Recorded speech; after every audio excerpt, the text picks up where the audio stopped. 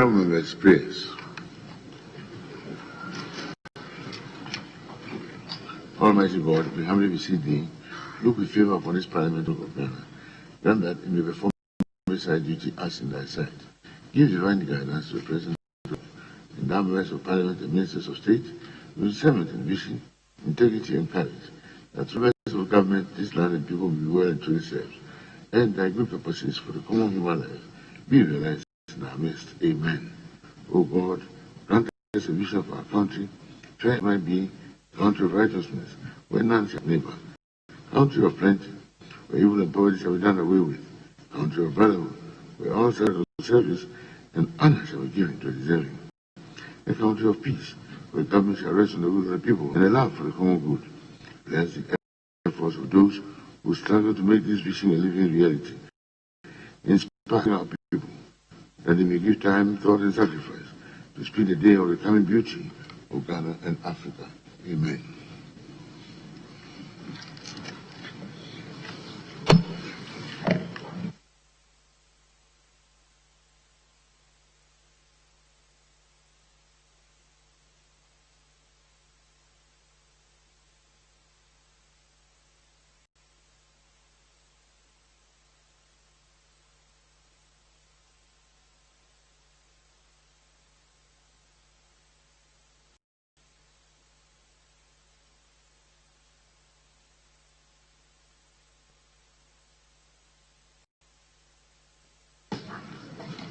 Honorable members, please.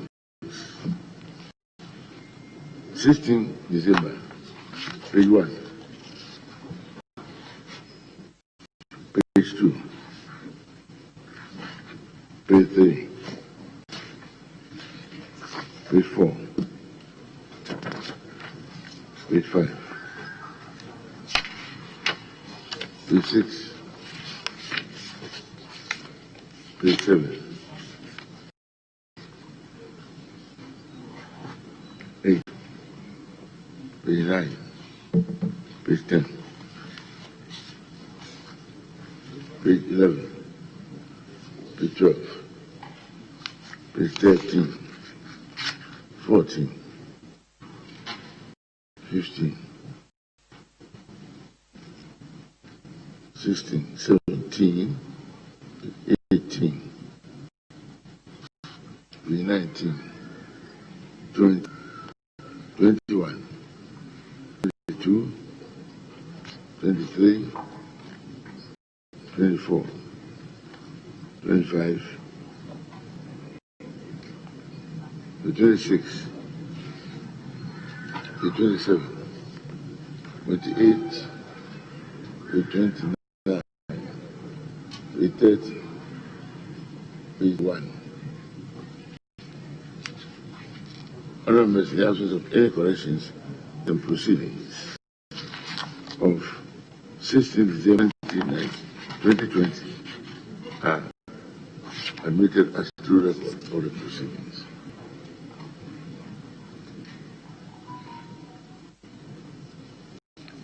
At the commencement of public business, presentation of papers, item 4A, Minister of Finance.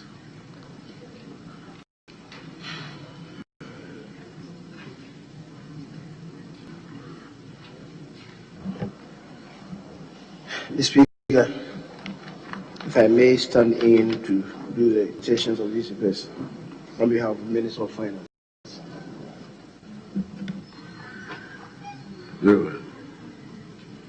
Waiver of import duty, import get fund levy, import NHIL, import VAT, ECOWAS levy, AU levy, inspection fees, withholding tax, exim levy, and special import levy to $8,120,712 United States dollars, as well as domestic VAT, domestic get fund, and domestic NHIL, amounting to $2,114,574.33, make a total of Ghana Cedi equivalent of $10,235,286 United States dollars and 33 cents on goods, equipment, and services to be procured in respect of the project for the rehabilitation of the National Trunk Road N8 Phase 2 by Messrs.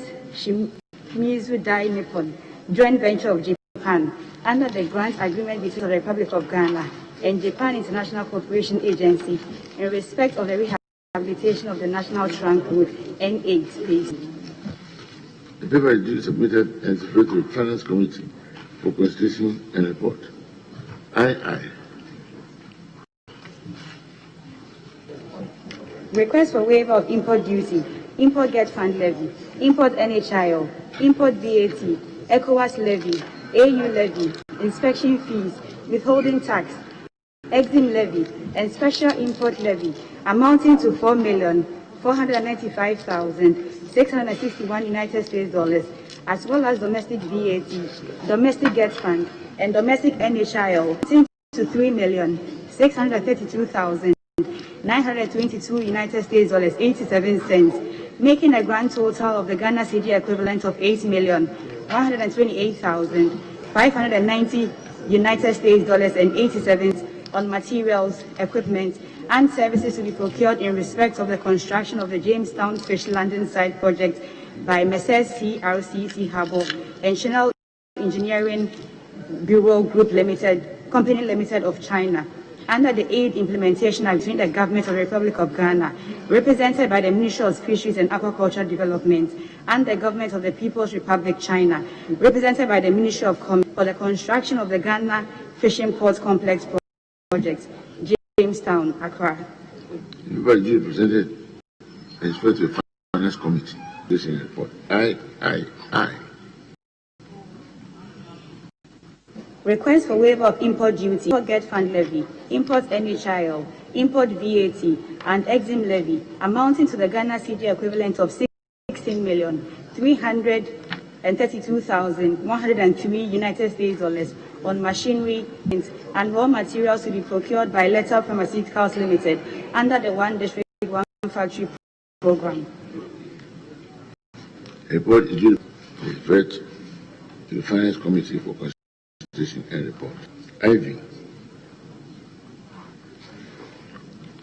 Request for waiver of import duty, import get fund levy, import NHIL, import VAT, and levy amounting to the Ghana cedi equivalent of $1,519,886 United dollars and 25 cents on machinery, equipment, and raw materials to be procured by Denso Ceramics Limited under the One District program.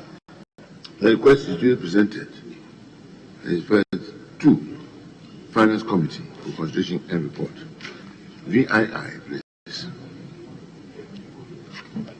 Request for waiver of import duty, import get fund levy, import NHIL, import VAT, and exim levy amounting to the Ghana cedi equivalent of $1,343,462 United States dollars and 28 cents on machinery, equipment, and raw materials to be procured by Industries Limited under the One District, One Factory program. The request is duly presented and referred to the Finance Committee for consideration and report. VII.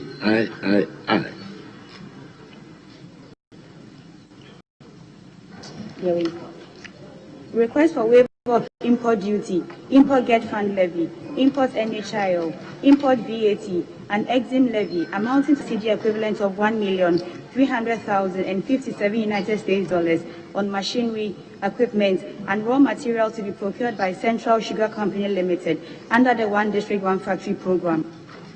The request is duly presented and referred to the Finance Committee for considering the report. B. Chairman of the Committee, Finance.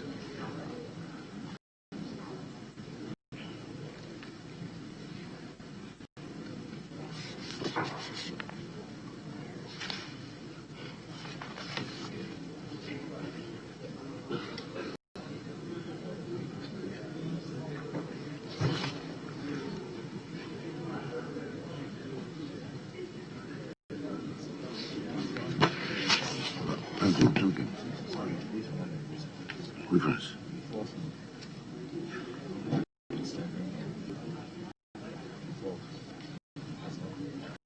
What is it?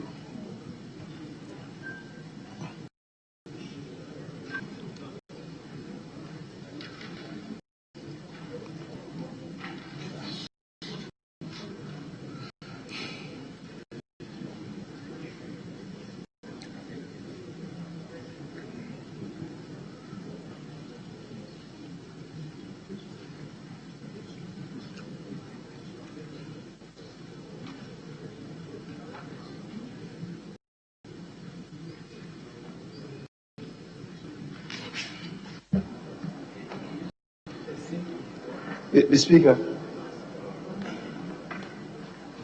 two things.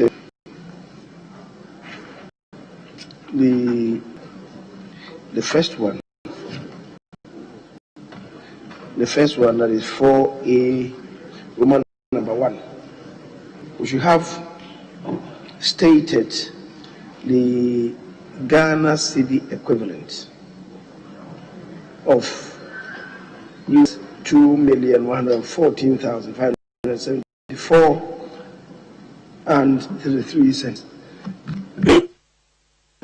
We should have the Ghana cedi equivalent of the amount, because the waiver is on that.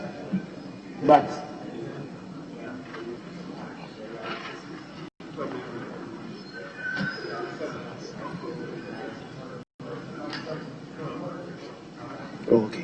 okay.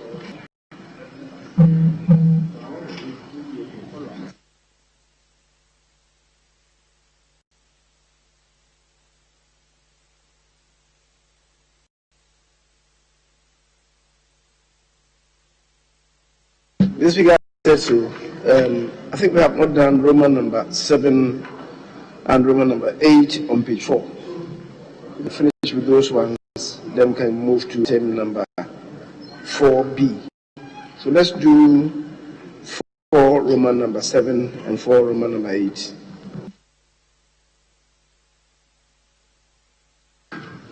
Under A, VII.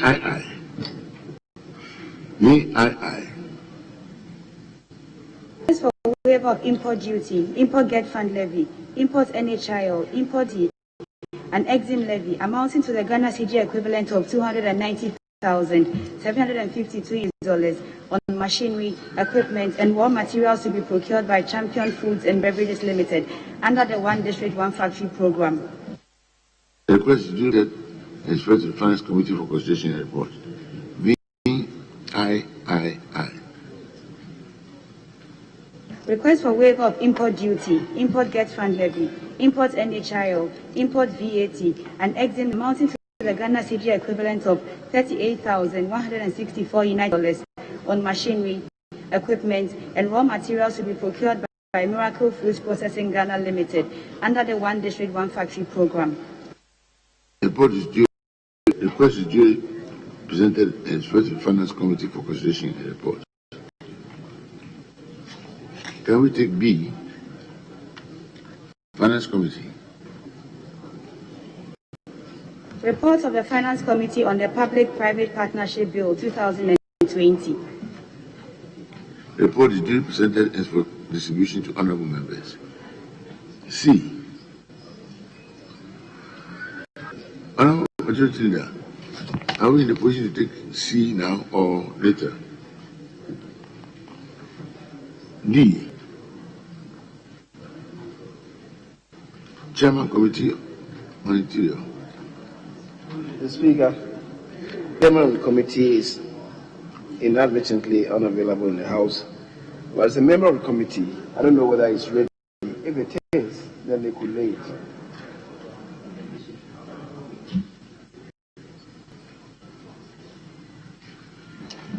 Report of the Committee on Legal and Parliamentary Affairs on the United States Convention on International Agreements resulting from mediation 2018. The report is duly presented and for distribution to honorable members. D.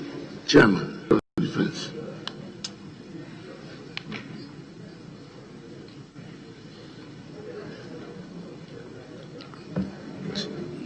The Speaker, again, the Chair on Defense and Interior Committee is not with us.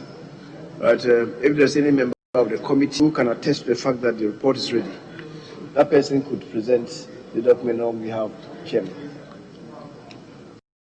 Ready? Very well.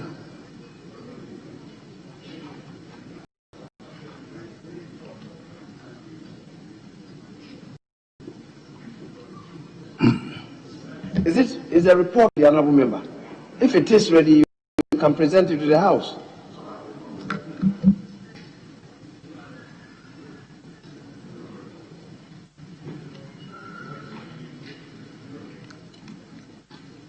Mr. Speaker, respectfully, let's stand it down. We'll move on. The motion on item number 5, Speaker, would not be moved.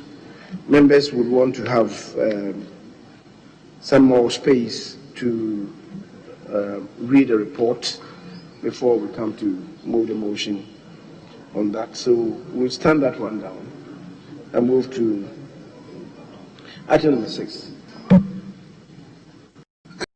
Item number. Item number 6, if the chairman is here. Item 6, motion.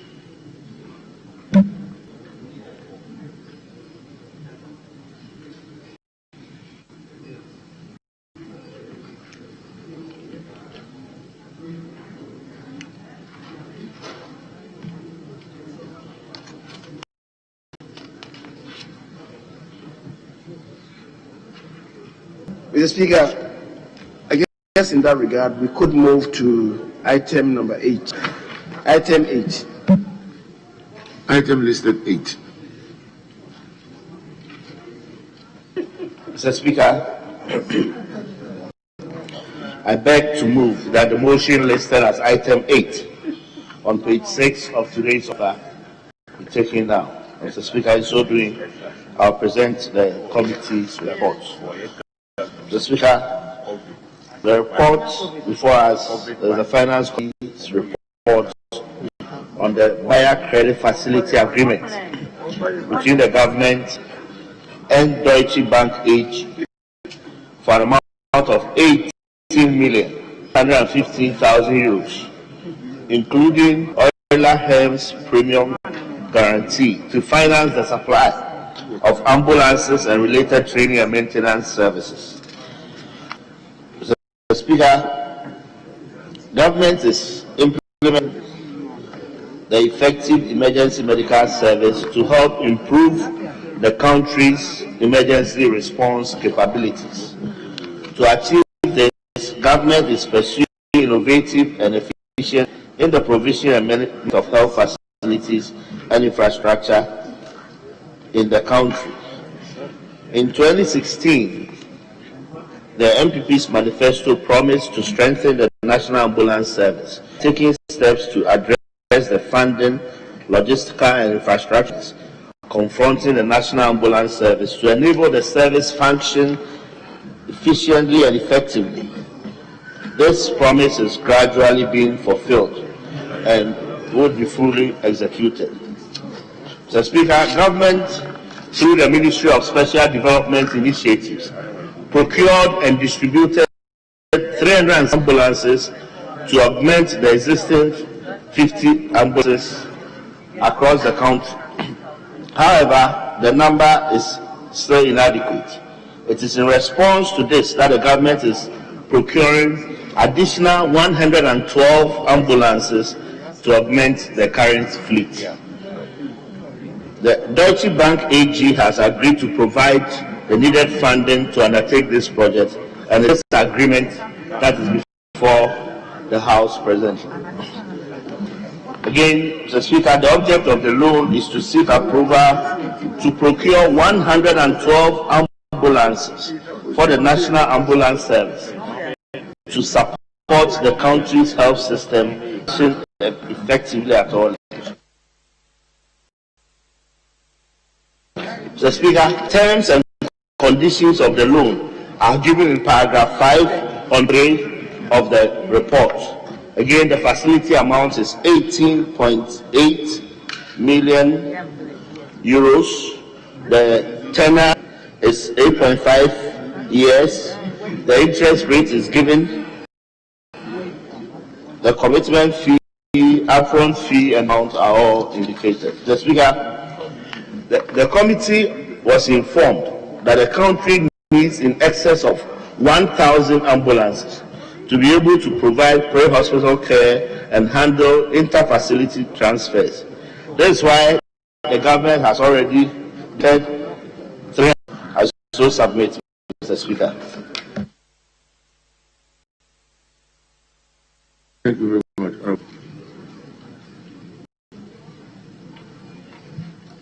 Honorable. Thank you very much, Right Honorable Speaker, for the opportunity. I'd like to second the motion, but Mr. Speaker, before I do so, I want to draw the attention of the chairman to take on board under item 5, terms and conditions of the loan. It is stated $18,800,000, but we're talking about euros. So the chairman should effect the correction so that the hazard to capture same as having the. It's not dollars, it's euros.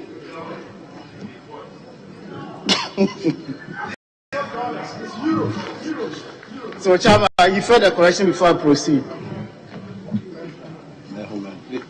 Can you come again? Item 5. Chairman,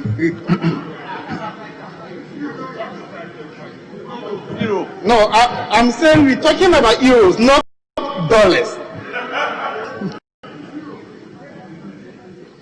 Mr.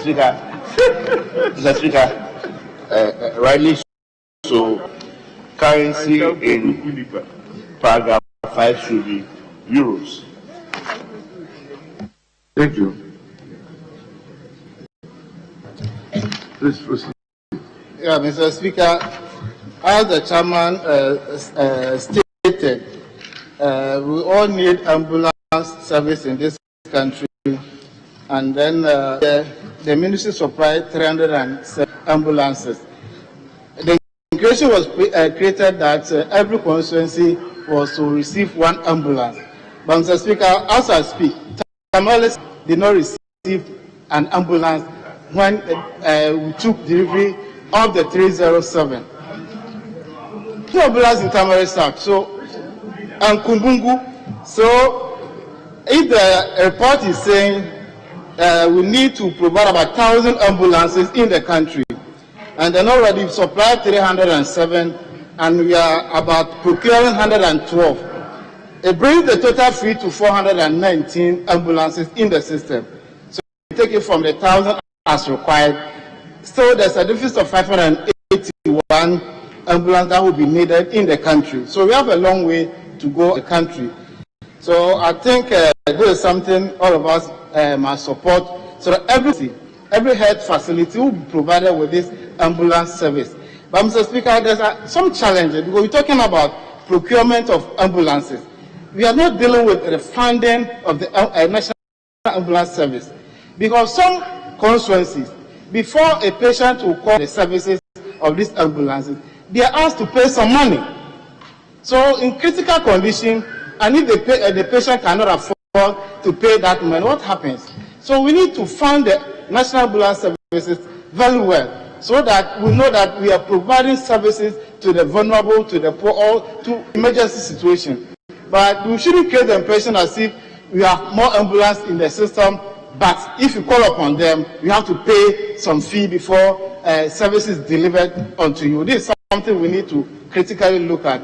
The terms have been stated by the chairman. We are paying an insurance premium about 2 million euros, which is very expensive. But as a nation, we don't have the money ourselves. We are going to borrow. So then we can do in this respect. So with this view of the Speaker, I support the call. I support the call. I'm not talking about the motion. I support the call that we have to increase the fleet of ambulances in the system. Mr. Speaker, I thank you very much for the opportunity.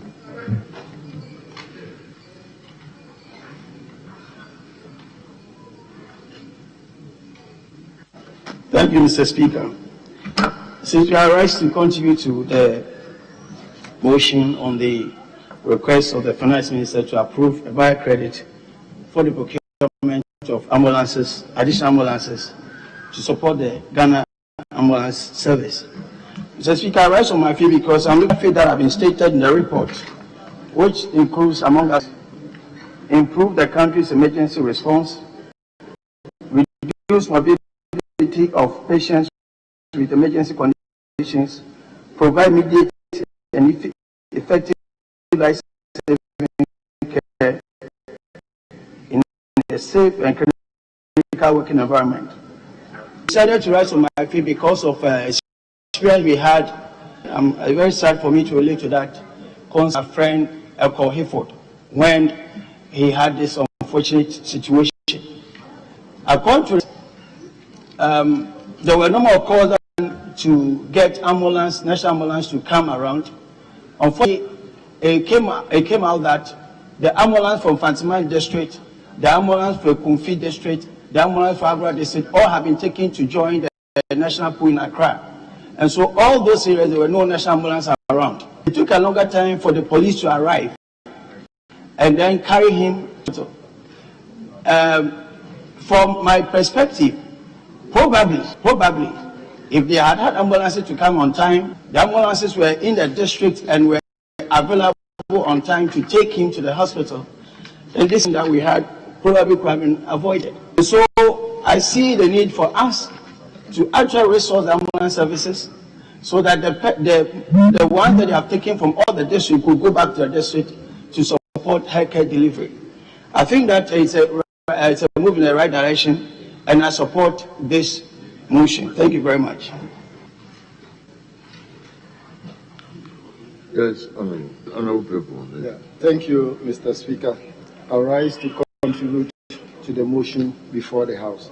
Mr. Speaker, kindly allow me to 3.0 background to the loan, and I read from line number 5, which reads, the policy thrust of government is therefore to use an appropriate mix of public policy and public-private investments to deliver quality, affordable health infrastructure and facilities to meet the healthcare service needs of the people.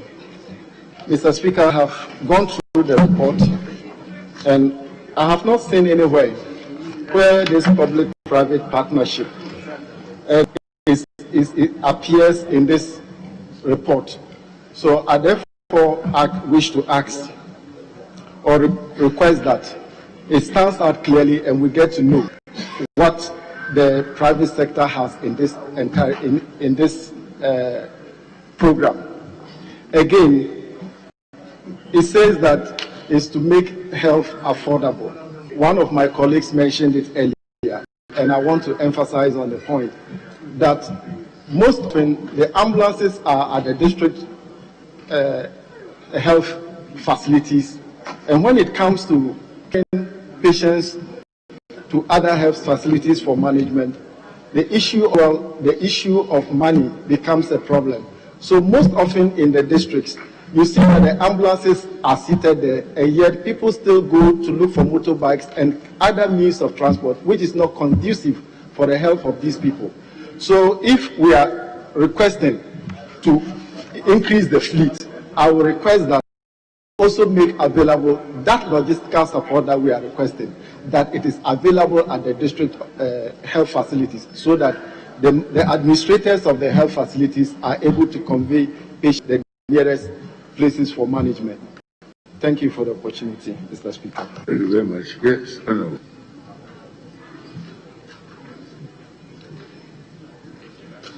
Yes, please, honorable Chairman. Mr. Speaker, I thank you for the opportunity to support this very important motion on the floor. Mr. Speaker, it is so refreshing that the fleet of ambulances in the country is being a major boost. In addition to, should I say, the unprecedented investment that has been made in the ambulance sector. Mr. Speaker, World Health Organization indicates the minimum ambulance per population ratio in any country should be 1 per 50,000. If you use our current population of 30 million, it means we need a minimum of 600 ambulances in Ghana to be able to provide proper free hospital care. So it shows that the government is assiduously to try and attain this ratio. And since our population keeps increasing, the 1,000 ambulance figure, I should think, is election. I'm very happy to note that these ambulances, 20 intensive ambulances with all the state-of-the-art facilities like ventilators, and the indications are that each of the 16 regions will have one of these 20, and then the other 4 will be reserved to provide cover in times of emergencies. And I believe this will really improve our emergency interventions in the country. The speaker and the one that spoke earlier on spoke about funding. I want to put on record that ambulances are free in the country. The ones that are provided by the state are supposed to be free. That is the law. So in situations where people require fuel or payments, I should say, are illegal, are not obvious of the challenges that are faced by the ambulance because of funding. And let me add that there are 2 bills in this house.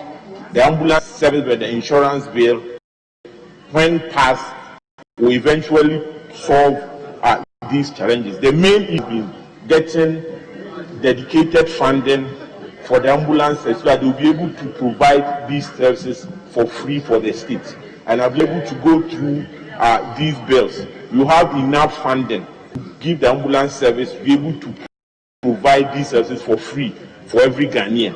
So I will urge members to support this motion and approve the funds. I believe that all of us will need the ambulance service one day in our lives.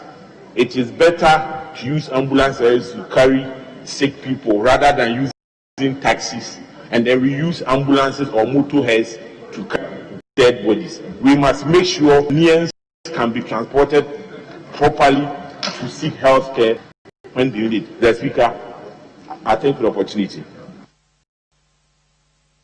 Thank you very much. Honorable People.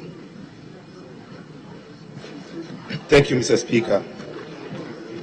Mr. Speaker, I also rise to support the procurement efforts by the government of Ghana to procure 112 ambulances at a cost of 18,815,000 euros to ensure that we improve our health delivery system and also our emergency response to calls for help by people who are in distress and need health care. The Speaker, of late, ambulances have become a feature in our drive to improve health. And I have taken note that it has been a very serious initiative by this government. And reading the report, Mr. Speaker, I noticed that the report has indicated that we need not less than 1,000 ambulances to stabilize the ambulance requirements of this country. And so this initiative is just one step of the many that are yet to come. But Mr. Speaker, I also noticed that in my constituency, for example, you can cite 4 ambulances that are broken down and in use. Repair works is almost. The reason being that ambulances that are sent there are transported from Accra here to the place, and the users, the end users or beneficiaries, are unable to maintain them because they don't understand the mechanism that puts them together. The Speaker, upon this, I believe very strongly that we cannot be procuring huge numbers of vehicles, buses, ambulances into this country without the need for us to ensure that we have plans to assemble them, to understand how they operate. In the report, there is also something on training and maintenance. This Speaker, this should be spending money to train people in how to maintain ambulances, how to repair them. We have imported ambulances over and over into this country severally. And Mr. Speaker, we are still training people how to maintain them, how to repair them. It is very serious, and it tells a lot on how much we care about the use of state funds in doing some of these things. We have Kantanka, we have New Plan. These are already established auto companies that can assemble vehicles. Why do we continue to import vehicles into this country? The Speaker, my take on it, I do support the idea that we procure more ambulances, but I'm against any future request by any government that will be asking for import into this country of whole vehicles that are for the states and that we can assemble in this country. Just these few words, I support the motion. Thank you. Thank you very much, Honorable. Yes, Honorable Manozilda. Mr. Speaker, thank you very much for the opportunity to contribute to the motion. This initiative will necessarily support the improvement of health delivery in our country, and in particular, timely health delivery. But Mr. Speaker, in contributing to the motion, let me respectively refer you to page 4 of your report, in particular, paragraph 6.3. Scope of the project.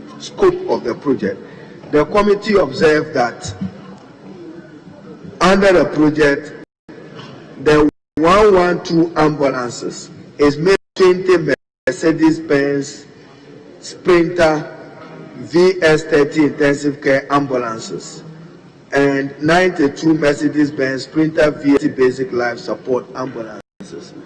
What the committee does not provide, what is the unit cost each of these ambulances? If we were to do a relaxed mathematics of 18 million divided by 112, you'll be getting about $167,000 per ounce. Is that the market price of an ambulance in the market? Where is the guarantees for value for money? Because it means that we are paying $167,000. If you convert it to Ghana cedis, that is a lot. Now they have segregated and are giving us differences in 20 Mercedes Sprinter. So we should know the unit cost for the Mercedes-Benz Sprinter, and then the cost for the 92 Mercedes-Benz Sprinter VS. That is basic life support.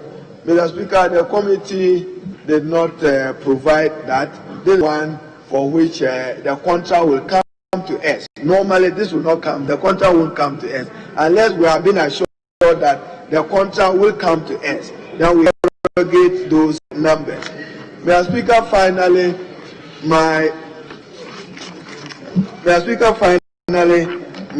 comment is the ECA premium.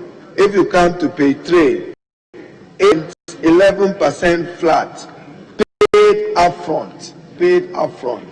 Next time, we want to know what that works up to when you do a computation of the 8.11%. The insurance which is paid. But as I've said, Mr. Speaker, procurement of ambulances is important. What I have observed, Mr. Speaker, publicly is that the Ghanaians have an attitude, what the social psychologists call bystander effect. When there is an accident, our attention is the immediate transfer of the victim to the hospital, but around the person and be observing the person. I've seen that happen in many parts of the country, and therefore we are not wary of the person requiring urgent and immediate care. What they do sometimes, Mr. Speaker, because of our poverty, they even fear who will put him in the taxi or in any car to get to the hospital. I think we must have a change in attitude on emergency health care, how to assess it, and probably we have to make it free if it's possible in future, looking at the mathematics or the economic consequence of it. Emergency healthcare. People fear even putting accident victims in a vehicle. Assess healthcare. because they fear that the victim himself has no money in his pocket, or he, the person wanting to help, may not be able to help when the person gets to the hospital. So emergency healthcare, we have to find a way for the state to play a role and to intervene to make it So with this comment, Mr. Speaker, the upfront payment of 8.11% works to about $1.5 million US. But with this comment, I support the approval of this for the delivery of more answers into the country. Then, Mr. Speaker, maintenance and care, and the 8.11% I mentioned, is it different than what is in the facility amount? Chairman, you have €1,919,767.60 for the Hewler-Hens premium. But when the ECA premium and calculate 8.11%, you get 1.5. We need to have the differences done. But in principle, Mr. Speaker, is it the same premium?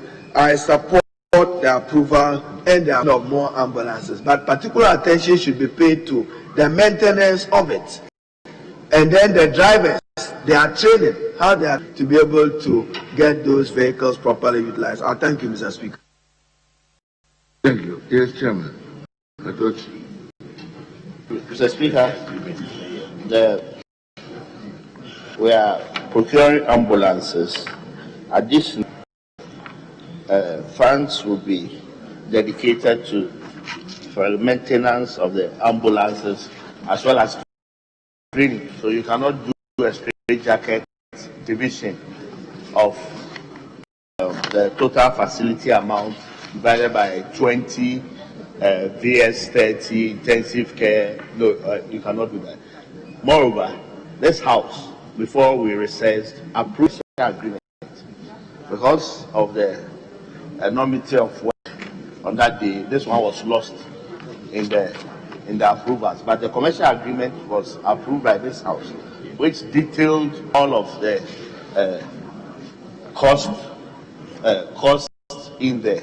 And when we talk of VS Benz Sprinter VS, when we say Mercedes Benz, the C class has a different price from the E, and then the S, and then the Maybach, and then your G. So you cannot take it as a Mercedes Benz. I'm going to divide the 20 by the amount. It's the detailed specifications in there that will give you the cost breakdown. So the commercial agreement. Please work together. This is the spirit of working together in the 8th Parliament. That's what I mean, sir.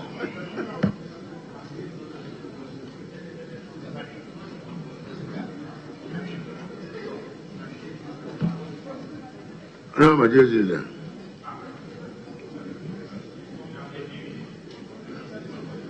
Honorable Minority Deputy Leader. Speak here. Thank you, Mr. Speaker. Mr. Speaker, there is a question or clarification that the Minority Leader want to explain that has been not been done. If you look at page 3 of the report, under the tensions, there is a component of 1.9 million euros, which is the premium, that's the Euler Homes premium. Then on the same table, you see ECA premium of 8.11%. We want to know if it's the same premium that you are paying for insurance. If it's the same, will the 8.11% wake up to the 1.9 million? Because the computation gave us 1.5 million. So we want to know, are we paying different premiums? If so, why? If not, why are the figures not the same? Thank you. Honorable Majority Leadership, any comment? Any comment? Mr. Speaker, I believe the chairman has some response in respect of the issue raised by the deputy leader. So we can listen to him. Speaker, the ECA premium would be the Export Credit Agency premium. That's the ECA, Export Credit Agency. Now, this oiler HEMS, I would think, would differ from the ECA premium because, as you rightly pointed out, if you work it, use the 8.11, it comes to 1.5 thereabout, whereas this one is 1.9. And so maybe I would have to check with the minister. This one.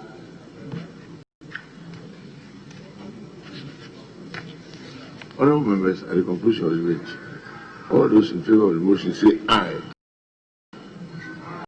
Those against say no. The ayes have it. Resolution. First Minister. Honourable Minister of Finance. Mr. Speaker, the Deputy Minister will stand in for the substantive minister. Yes, Honourable Minister. Thank you, Mr. Speaker. I rise to that the resolution listed as item 9 on today's order paper be now adopted. I so move. Yes, seconded. Let's second the motion. Thank you very much. All those in favour of the motion say aye. Those against say no. The ayes have it. On floor. Mr. Speaker, no decision was taken on the main motion. Where was it put? Because there was an issue of the premium, which the minister must explain. He did not explain. He moved a motion for the resolution.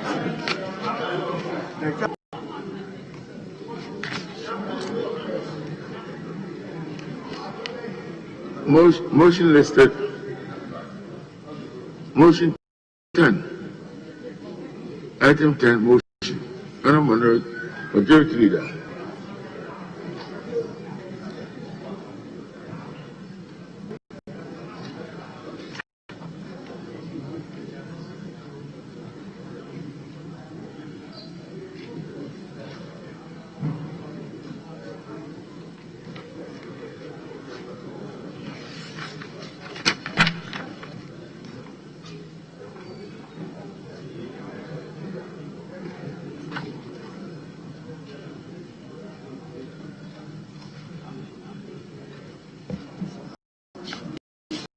Speaker.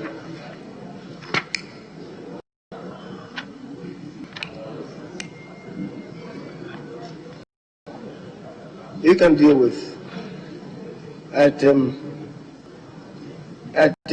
30.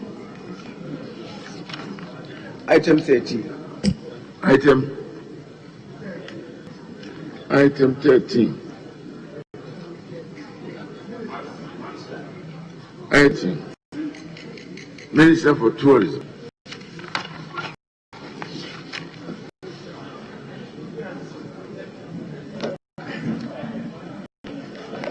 Mr. Speaker, I move that the Creative Artistry Bill 2020 be now read the third time.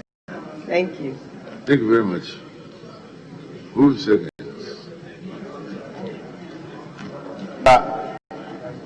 I second the motion. Thank you. The motion has been moved and seconded. All those in favour say aye. Those against say no. The ayes have it. An act to establish a creative arts agency to provide for the institutional framework for the development and management of the creative arts industry and for related matters.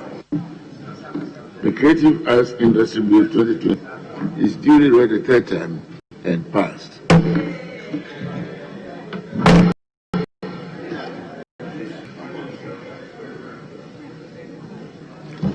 Item 14, Minister of Finance. Speaker, item 14. Item 14, Finance. The Deputy Minister will move the fourth. Thank you, Mr. Speaker. I move that the Anti-Money Laundering Bill 2020 be now read the third third time. I so move, Mr. Speaker. Thank you. Yes, Speaker, I beg to second the motion for the third reading. thank you very much. Honorable members, the motion has been moved and seconded. All those in favor say aye. Those against say no. The ayes have it. An act to consolidate the laws relating to the prohibition of money laundering, provide for the establishment of the Financial Intelligence Center, and for related matters. The Anti-Money Laundering Bill 2020 is due the third time and passed.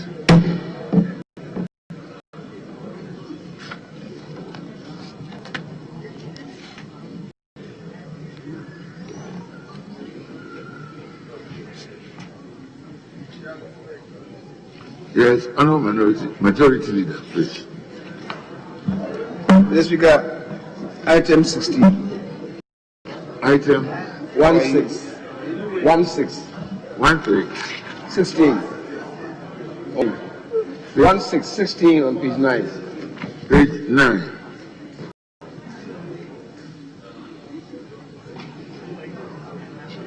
Page 9. Item consideration stage.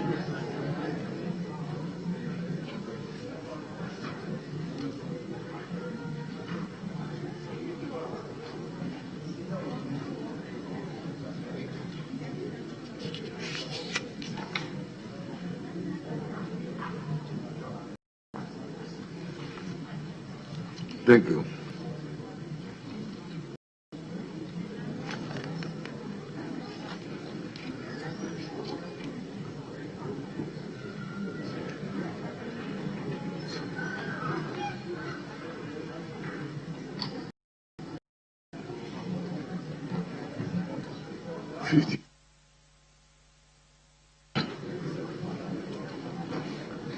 Item 16. Ghana National Research Fund 2020 at the constitution stage. Chairman.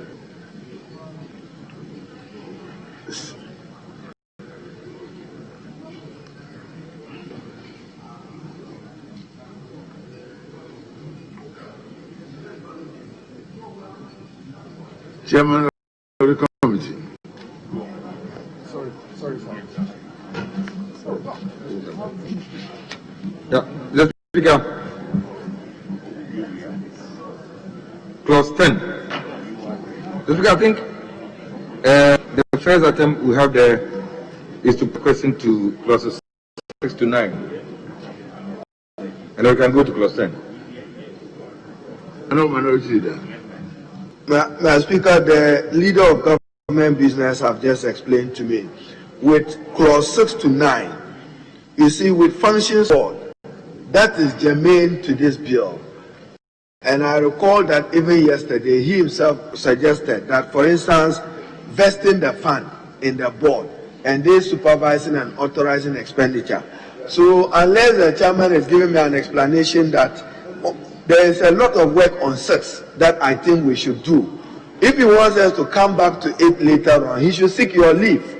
Then we can come to his 10 and 11. But I think that the work of this bill is on the functions of the board. So if we want to start with 6, we should do 6. But to leave 6 and go in between 10 is disclosure of interest, establishment of committees. Those are normal. But I think that 6 remain. You remember yesterday when we got to you wanting to add vesting the fund. So we'll go to. Okay. But we have to fine tune it on the floor here. So he should come back to 6. Yeah, leader got some. We can't go to 10 when we haven't done 6, 7, and 9. And 6 is so important.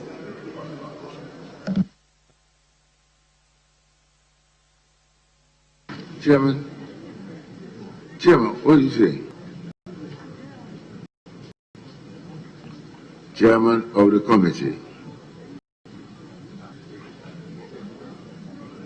Mr. Speaker, it's true we agreed yesterday that functions of the board would have to be re-engineered because the vesting of the funds of the fund in the board was very, very essential. It was in 4, but in 4 was for only accounts of the fund, and it had given 3 functions there. I thought that it was necessary to bring it here this week. So that is why the chairman has to move. So, yes. Mr. Speaker, with the re-engineering of 6, the chairman will move the relevant amendment.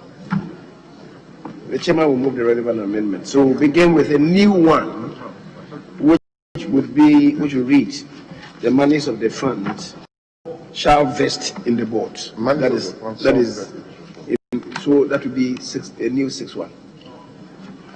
So all those in the amendment say aye. Those against say no. The ayes have it. And the question is that clauses 6, 7, 8, 9 as amended for the bill. And all those who say aye. Yes or no? Mr. Speaker, there are consequential amendments. In respect the subsequent Remember. the subsequent functions defined under the original 1, 2, and so on. So the numbers will change. In which case, the 2 now will become 3, and then it will reflect 2. Original 1 will become 2. So the 2 then will move to subsection 2 and not subsection 1. So consequently, the table officers should follow, and then we'll get it right. Speaker, I agree with the leader, but if I have the policy approval to improve parts of 6.1, for instance, 6.2b, monitor and evaluate the operations and perform the fund. Yes, now 6.3. Now the word supervise, I would think that supervise should come. I would even prefer supervise to monitor. Supervise and evaluate the operations and performance of the fund. Then that ties into what leader have just done, vesting the fund in the board. So they must have a supervisory role under 6.3b, delete monitor and substitute supervise. And Mr. Speaker, when you come to 6.3e, organize fundraising activities to raise monies for the fund. When we were on 3, sources of money for the fund, I didn't see fundraising being identified as a source. So you have to reconcile it. Sources of fund. If the fundraising will stand, then you must recognize fundraising in 3 as yes. Then we're saying that they can organize fundraising activity to raise monies for the fund. And okay, grants, donations, gifts, and other voluntary contributions. So we don't need to use fundraising. All right, thank you, Mr. Speaker. So just substituting supervise for monitor and minister, then add it. Mr. Speaker, yes, the fund here is being couched in the form of the Road Fund Management Fund Act. So it means that the board will be responsible for the management. There's been several amendments to this clause, and we need to know exactly where we stand in relation to clause 6.1. If I recall, there was an initial proposal to amend clause 6.1 to be stem clause, the clause in which the funds is vested in the board. Yes. Now, I hear also that 6.1 moved so that 6.2 will now be 6.1. Yes. That's what We said.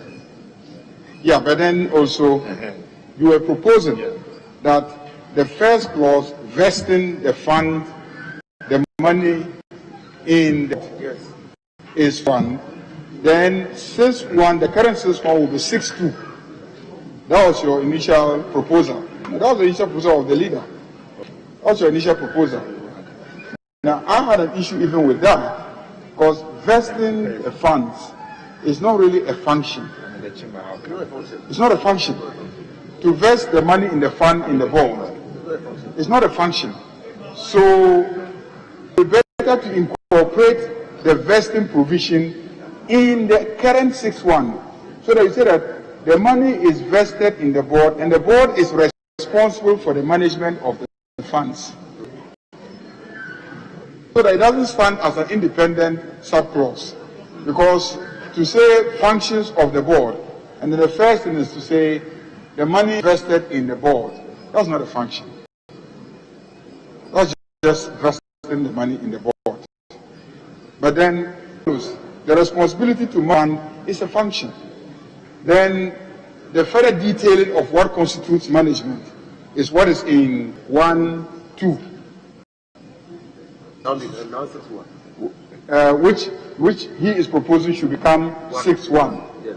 So I think that it is okay, as the minority proposed, that we take out from the bank account provision, yes, take out the vesting component of it, and then we add it somewhere in the functions of the board.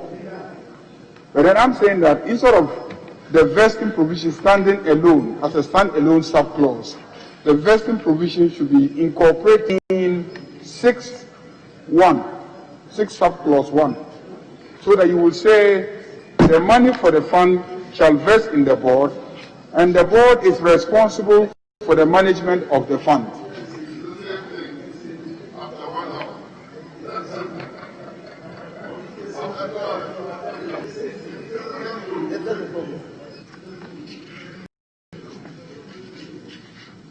Yes.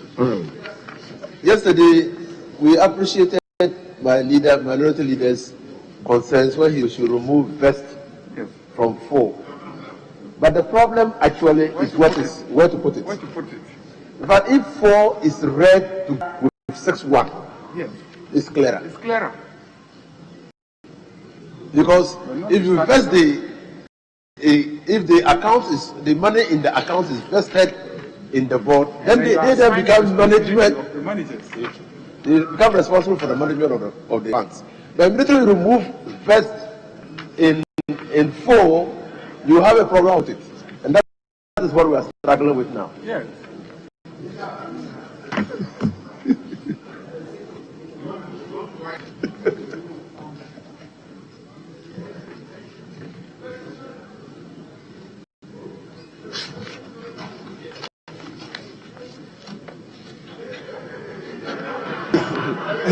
Mr. Speaker, It will stay where it is. Mr. Speaker, It should stay in technically is right. I'll support you. I'll support you. It's already in 4. Now 4 is the bank account of the fund. Investment of the fund. Then we should add something. The money for the fund shall vest the board. Yes. What does it have to do with opening account? You said we should change the title. The title. The heading. Unless it's amended. Yes. Unless the heading is amended for the first time, because all the bills that we have done, we have bank account of whatever. Just give me an example. One example of where we have what you are proposing. Just give me an example.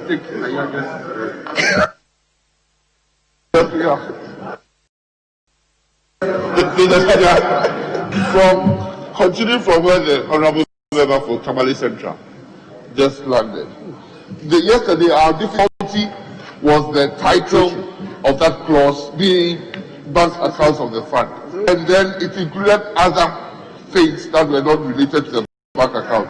So we should change the title and rather become vesting and bank account of the fund. No. It's not your sounding well that matters. It's what we should make it.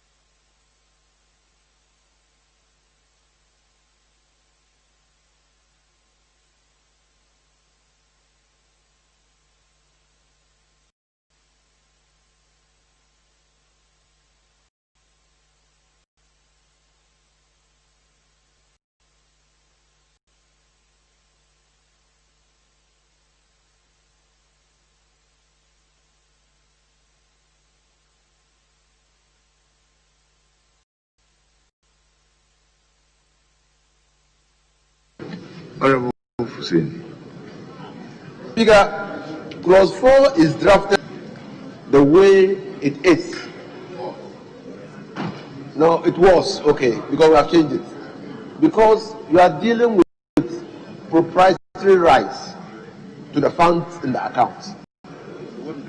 Who rights over the account, over the funds in the account? And so it is vesting that power in the board.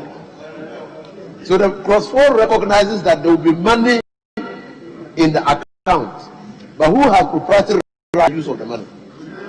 We didn't want it to separate, but if you want to deal with it, I don't think it's necessary. But if you want the heading to capture it, fine. How do you not raise the issue? So we should do vesting bank accounts.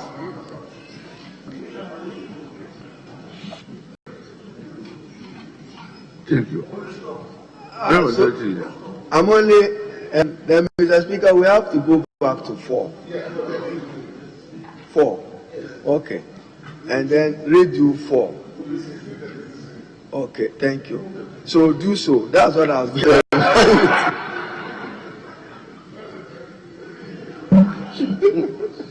This way, I think to do is to rescind the decision that we took in respect of the section 4 and go back, amend the head note to take care of the original construction. I move that we rescind the decision. I have a question. To rescind our earlier decision of we took yesterday and restore clause 4 in the original form in which it is, and then the heading to read vesting and bank account. Vesting of funds. Vesting of funds and bank. Okay.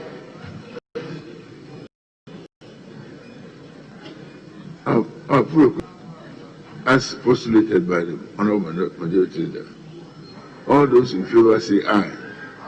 Those against say no. The ayes have it. The amendment is duly carried. And that the amendment is to stand part of the bill. All those in favor say aye. Those against no. The ayes have it. Yes, then where are we? Chairman. Mr. Speaker, just for the avoidance of doubt, now we are amending the head note of section 4 to read vesting of funds and bank accounts of the funds. Thank you. If you like, vesting of the funds and bank account. All those in favor say aye. Those against say no. The ayes have it. And the question is that the head note be amended accordingly. All those in favor say aye. Those against say no. The ayes have it. Where do we go from here? So, Mr. Speaker, we are back to 6 then. We are back to 6.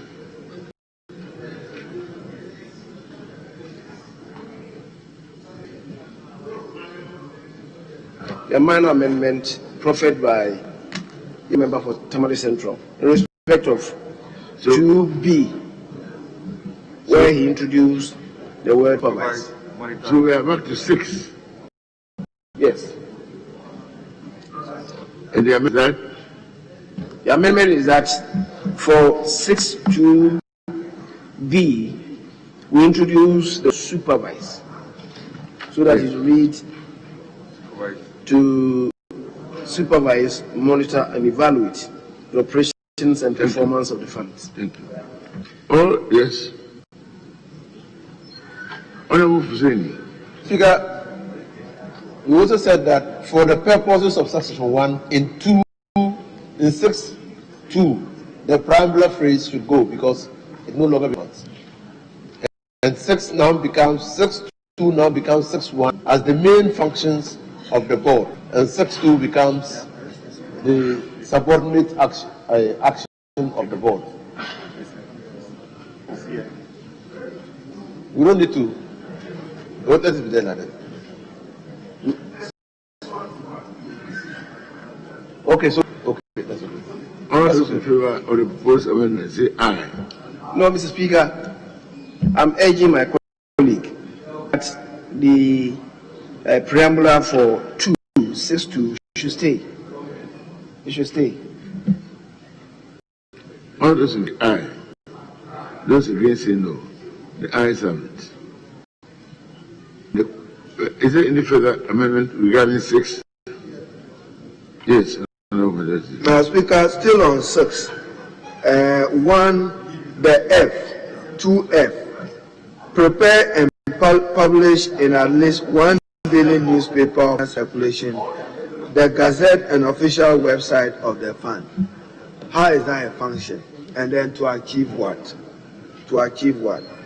If guidelines for the application allocation of monies from the fund, that's fine. But if you say you want to publish in one daily newspaper of nation, the Gazette and official website of the fund, I just want Chairman to achieve what?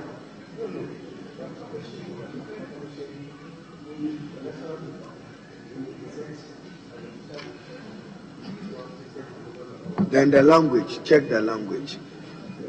Prepare and publish in at least one daily news national circulation, the Gazette and official website of the fund. Okay, then that's okay. Then, Mr. Speaker, on D, subject to the Public Financial Management Act 16, Act 921, invest monies of the fund and ensure better investment returns. The long-winding language, what purpose does it serve there? And are not required for immediate use. You cannot say that once you have money and you can invest it to yield better investment returns, you don't need to use the words not required for immediate use. Not required for immediate use.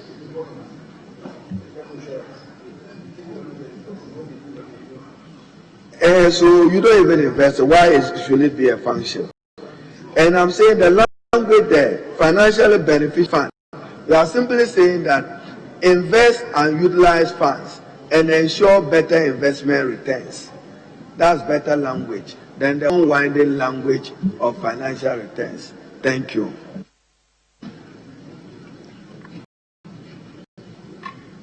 I trust another majority that will agree with that. Another majority leader.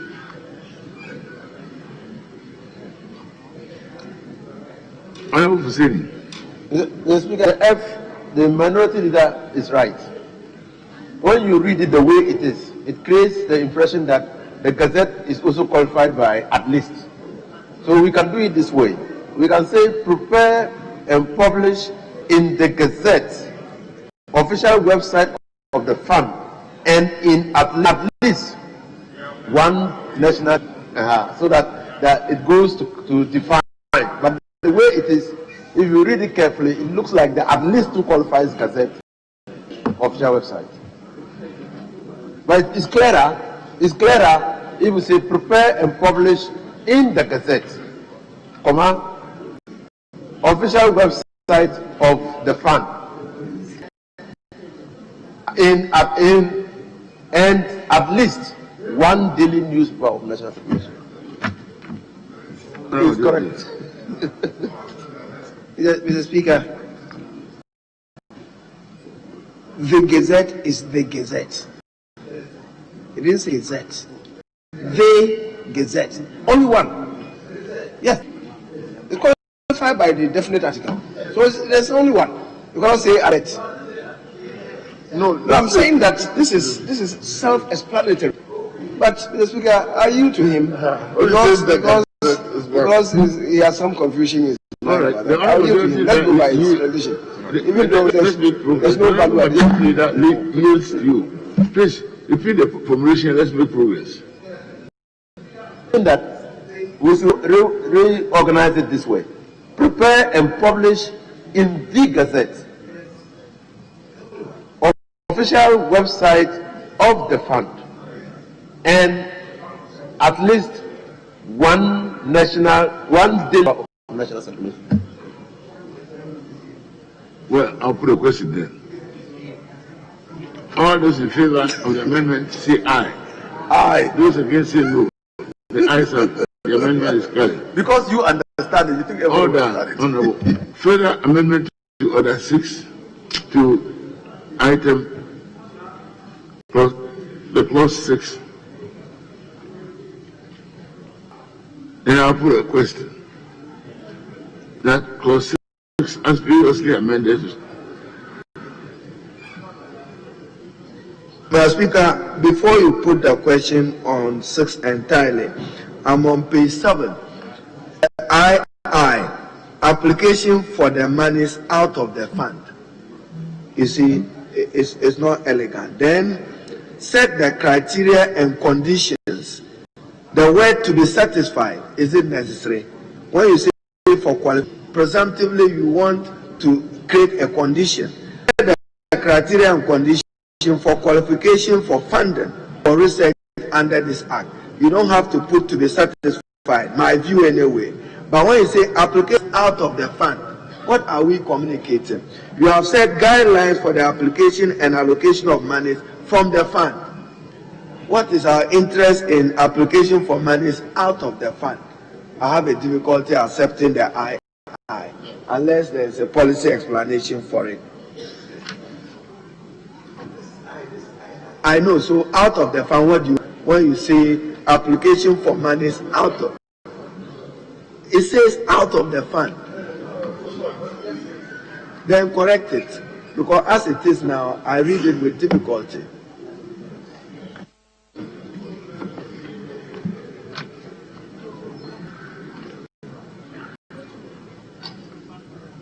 Honorable Minority. Mr. Speaker, I guess for reasons of consistency, just as Roman number 2 follows Roman number 1, we can use the same constructs. Instead of out of the funds, we can say from the funds. Just for consistency. So we'll put that so it as an amendment. No, Mr. Speaker, after the preamble in F, 2 would read applications for monies from the funds. Yes, the Honorable Minority that. All those in favor say aye. Those against say no. The ayes have it. And that the question is, clause 6. Mr. Speaker, J, criteria and conditions for qualification. Delete the word satisfied. Leader. Thank you. All those in favor say aye. Those against say no. The ayes have it. Any further amendment? Clause 6.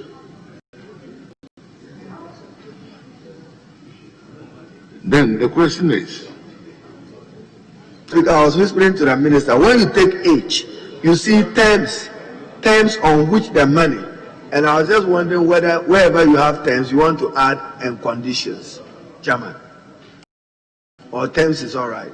Because you may give the person who is receiving the money some conditions. So where you have terms, add and conditions. Okay, that's why I was asking. very well. The question is that clause 6, as previously amended, to stand part of the all those in favor say aye. Those against say no. The ayes have it.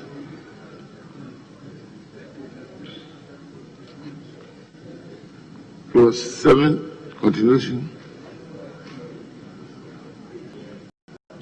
Chairman, will you please lead us? 7.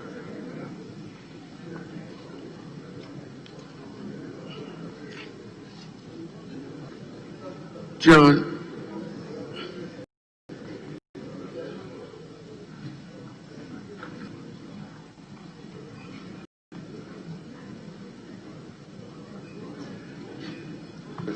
The Speaker, from 7 to 9, I think we only have to put a question to that. very well. And there have been amendments en route. There have been amendments regarding 7 to 9. Honorable Chairman, have there been various amendments regarding 7 to 9? Yes. Then, clauses 7 to 9, as previously amended should stand by. All those in favor say, that's what the chairman is saying. Mr. Speaker, I'll just request the table 4(8) through 9 to 10. We have a template that we have developed. Let them apply themselves to it. If there's anything missing, we should insert it, and then we can move on. Shall we separate them? No, Mr. Speaker, just put a question on them, subject to what I've said.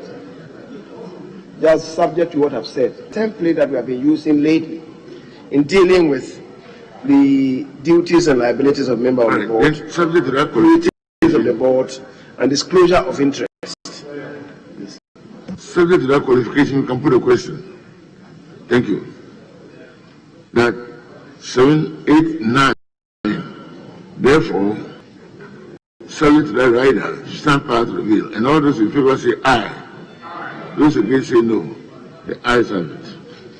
Clause 10. Disclosure of interest. Mr. Speaker, clause 10. 10(3). We delete and replace with what is in the order before on page 9.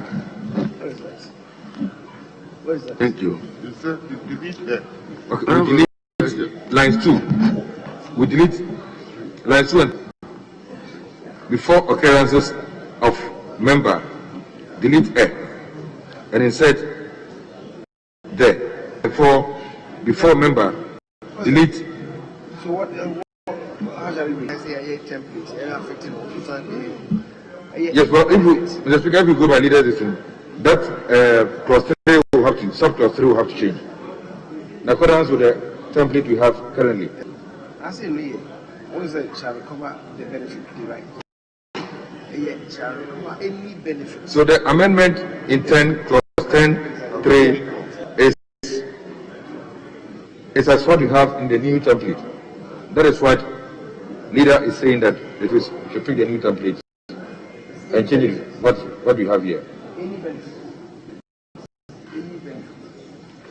Yes. Honorable members, the proposed amendment for your question. Yes, Honorable Majority Leader. Mr. Speaker, the chairman accordingly is not moving the amendment to clause 10. I'm just saying that they should subject it to the template, and it will read, shall recover any benefit, not this. So they know what to do. So let's leave the 10 to them as well.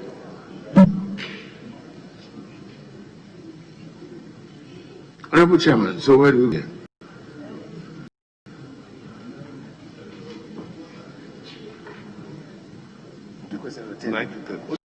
Mr. Speaker, Subject to what I've said. yes.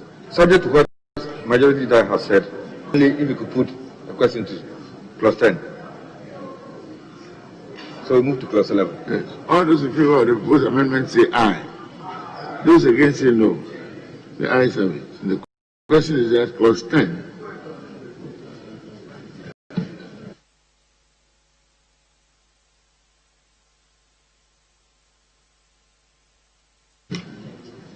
The question is that clause 10, as amended, stand part of the bill. All those in favor say aye. Those against, the ayes have it. And the consequential directives are given for that person to take note of appropriate formulation. 11. Establishment of committees. Mr. Speaker, clause 11, sub-clause 2, line 1, delete may and insert made up of members and non-members of the board shall. So the rendition becomes a committee of the board made up of members and non-members of the board shall be led by a member of the board. Thank you. Otherwise, the put your consideration. Put a question. All those in favor say aye. Those against say no. The ayes have it. Further amendment, Chairman.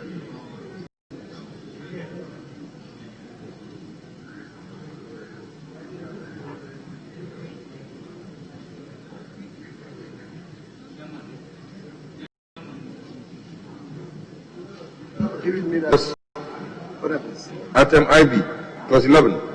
Amendment proposed. Subclause 4. Delete section 10 applies. And insert sections 10 and 5(3) apply. Sections 10 and 5(3) apply. Thank you very much. Honorable members, the proposed amendment is for your consideration. And I put a question then. All those in favor of the amendment say aye. Those against say no. The ayes have it. And the question is clause 11 as variously amended to stand part of the bill. And all those in favor say aye. And those against say no. The ayes have it. Mr. Speaker, respectfully, there's no 5-3. No 5-3. Chairman.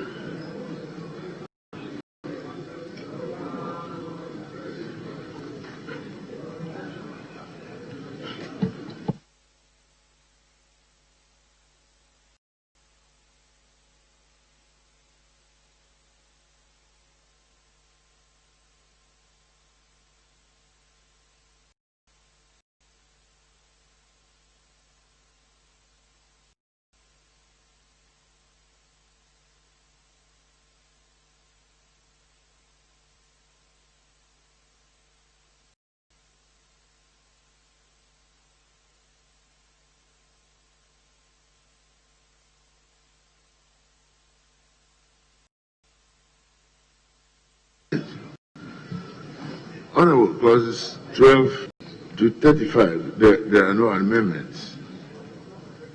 Are there? Mr. Speaker, in 5, we brought in the swearing of official as 5(3), and that was done yesterday. And so we are saying that if 11 is talking about formation of committee members will also have to swear oath of office. And so section 10 and 5(3) will apply to members of the committee. 5(3) was done yesterday. There was an insertion of 3 yesterday. Another thing was swearing of official oath by board members. So now, if in 11 we are forming committees of the board, we are saying that committees of the board will also swear the oath of office.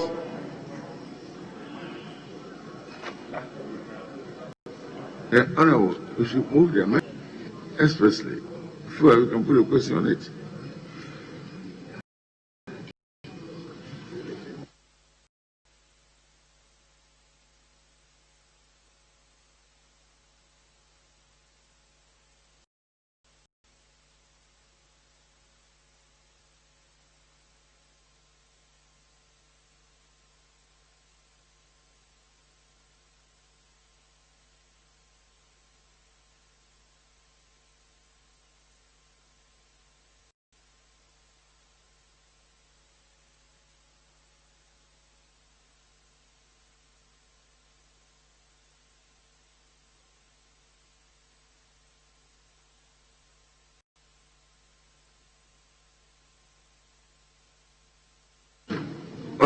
You want the draft person to make a consequent amendment in the light of what was done regarding clause 5. Is that it?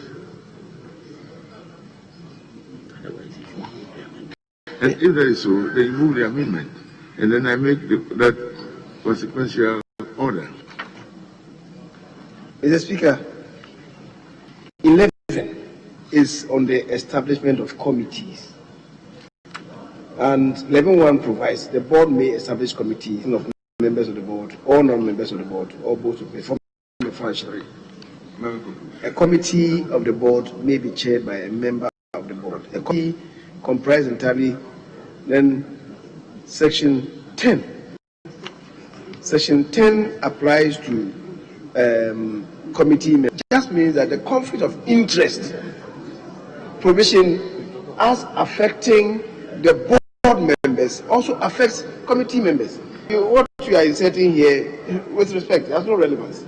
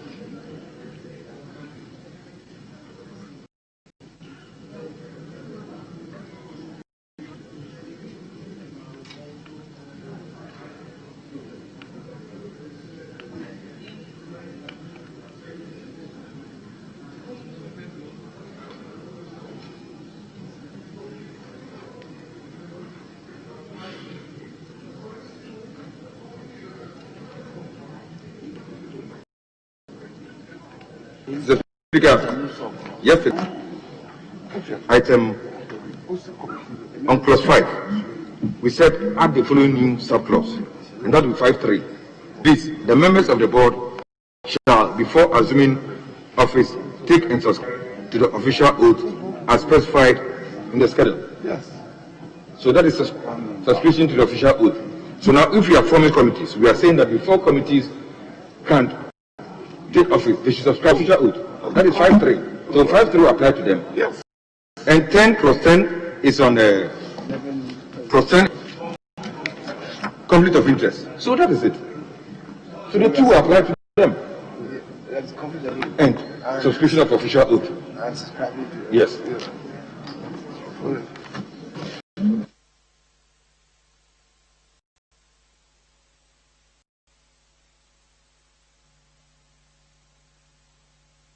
Honorable, you want to move that there be a consequential direction to apply what happened to clause 5, also to 11. Mr. Speaker, I think it's clearer now. That is with regard to committee members also swearing oath. That the conflict of interest provisions Yes. bind committee members as well. Yes. And also yes. the swearing of oath Yes. also binds committee members. Yes. Yes, I think it was not clear at the outset. But these days, so many people are having to eat humble pie. Including so, me. Mr. Speaker, I guess. Thank you very much.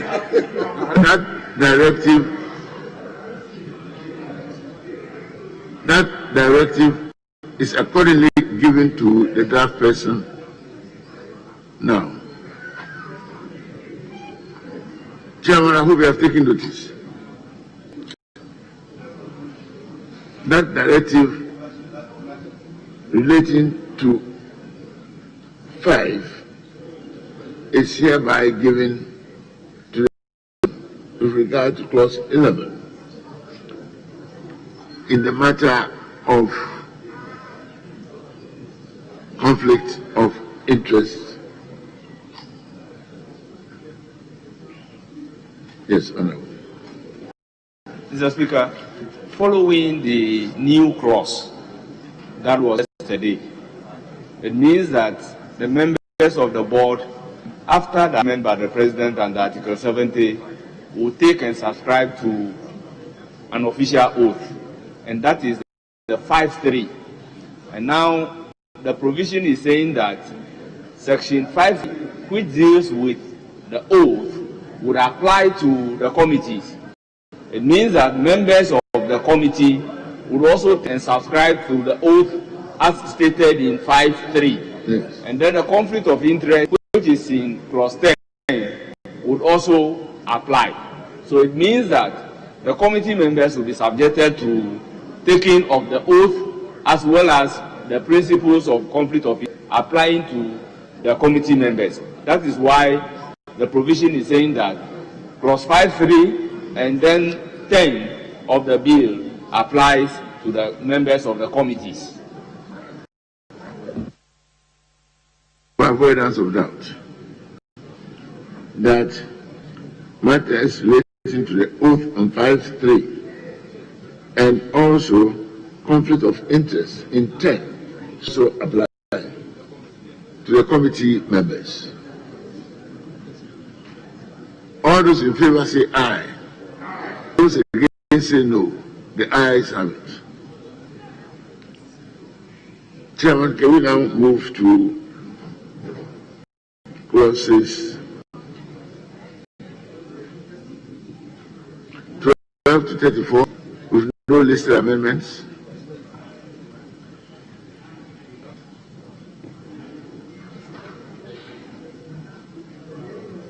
Chairman.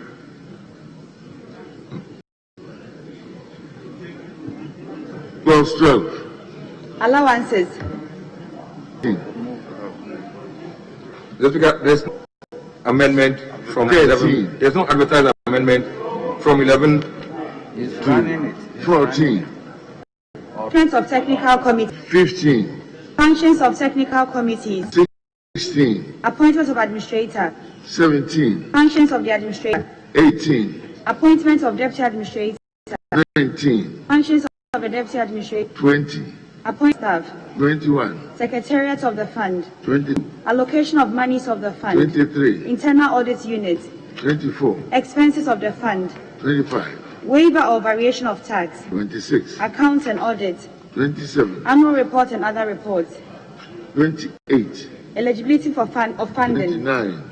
Disqualification from funding. 30. Consideration of application. 31. Cancellation of research grants. 32. Request for information. 33. Regulations. 34. Interpretation.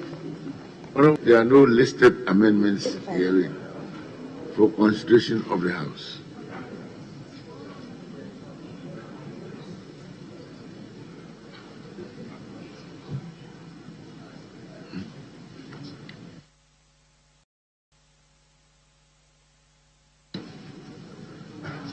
In fact, we add 35 straight away because there's no listed amendment.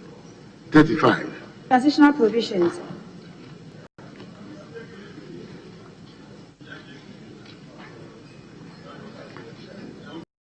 The question is that clauses 12 to 35 stand part of the bill, and all those in favor say aye. Those against say no. The ayes have it.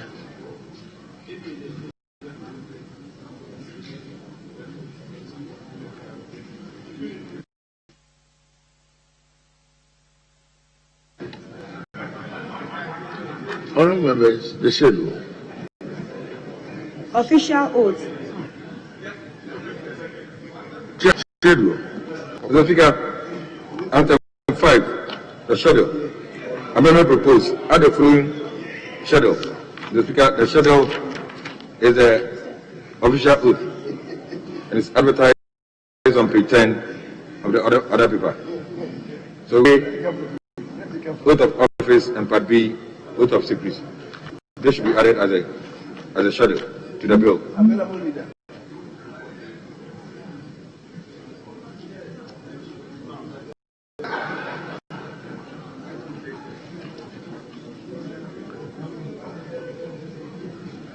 Honourable, all those in favor of the proposed amendment say aye. Those against say no. The ayes have it. Chairman, any further? Mr. Speaker, I think we can now move to the long title. And the long title. Long title. Long title. Microphone.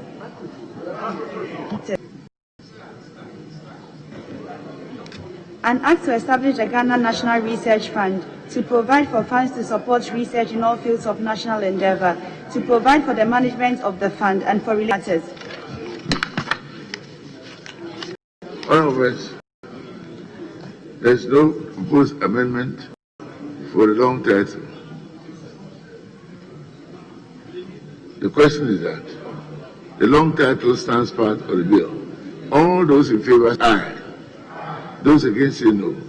The ayes have it. Honourable Chairman, any further? Anything else? But this will bring us to the end of the constitution stage. We are done with the consideration of. Honourable members, this ends the constitution stage for this bill. Honourable minority.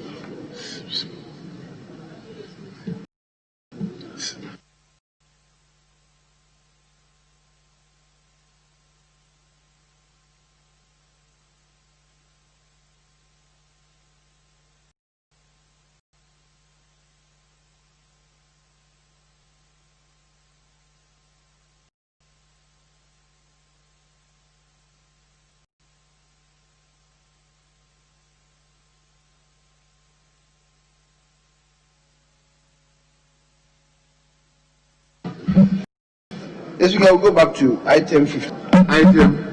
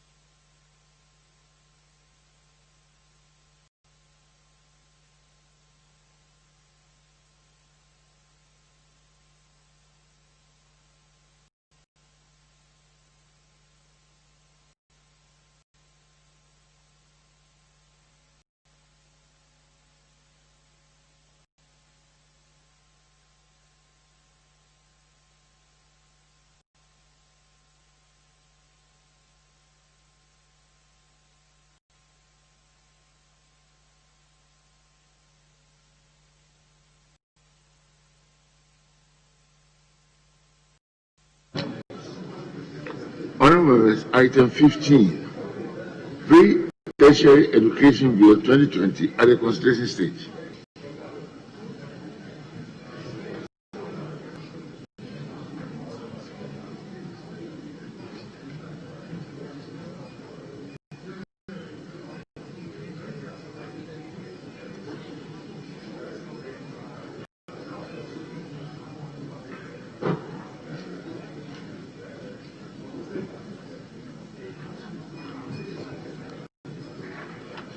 Yes, Chairman. Mr. Speaker, we have had some discussions on the clause 1 and yes 1. So in from there, and the Honorable Bernard here for will lead us in 1. Clause 1. 1. And the construct of 1 to be in conformity with what we started in 1A. So if you can allow him to raise the issues and then we'll close the chapter. It relates to clause 1. Yes, clause 1, Mr. Speaker. Mr. Speaker, thank you for your special leave. Mr. Speaker, looking at clause 1A, it reads basic education which comprise. But if you come to clause 1B, it says 3 years of secondary education which comprises. So my proposal is that in clause 1B, we delete the 3 years off so that it will become secondary education which comprises, so that it will be consistent with the A. Then when we come to B1, we said 3 years senior high school or 3 years technical and vocational education and training. Thank you very much. In view of the time now and the business ahead of us, I direct that meeting continues beyond the prescribed. Yes, please. Honorable majority. Mr. Speaker, just a little further on what he said. It really should read secondary education which comprises 3 years of senior high school, or 3 years of senior high school, or 3 years of technical vocational education training. Yes, Honorable, it's agreeable. I'll put the question then. All those in favor of those amendments say aye. Those against say no. The ayes have it. And the question therefore is that clause 1. So, Chairman, Honorable, is that not correct? Clause 1. Speaker, I'm okay with clause 1. You can put a question. Is that not one? I'm okay with clause 1, so you can put a question on clause 1. Thank you. As further amended, she stand part of the bill. All those in favor say aye. Those against say no. The ayes have it. Yes, further amendment. Chairman.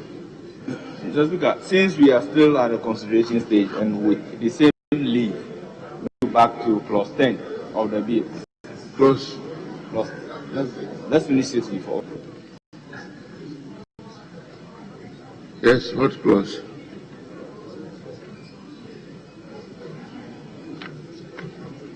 I hear clause 6, the debate is to continue. Mr. Speaker, in clause 6, yes, we are maintaining the rendition education service. Yes. We are maintaining what is in the, as it is, education service. We are not adding the word Ghana. Mr. Speaker, yesterday, I think so.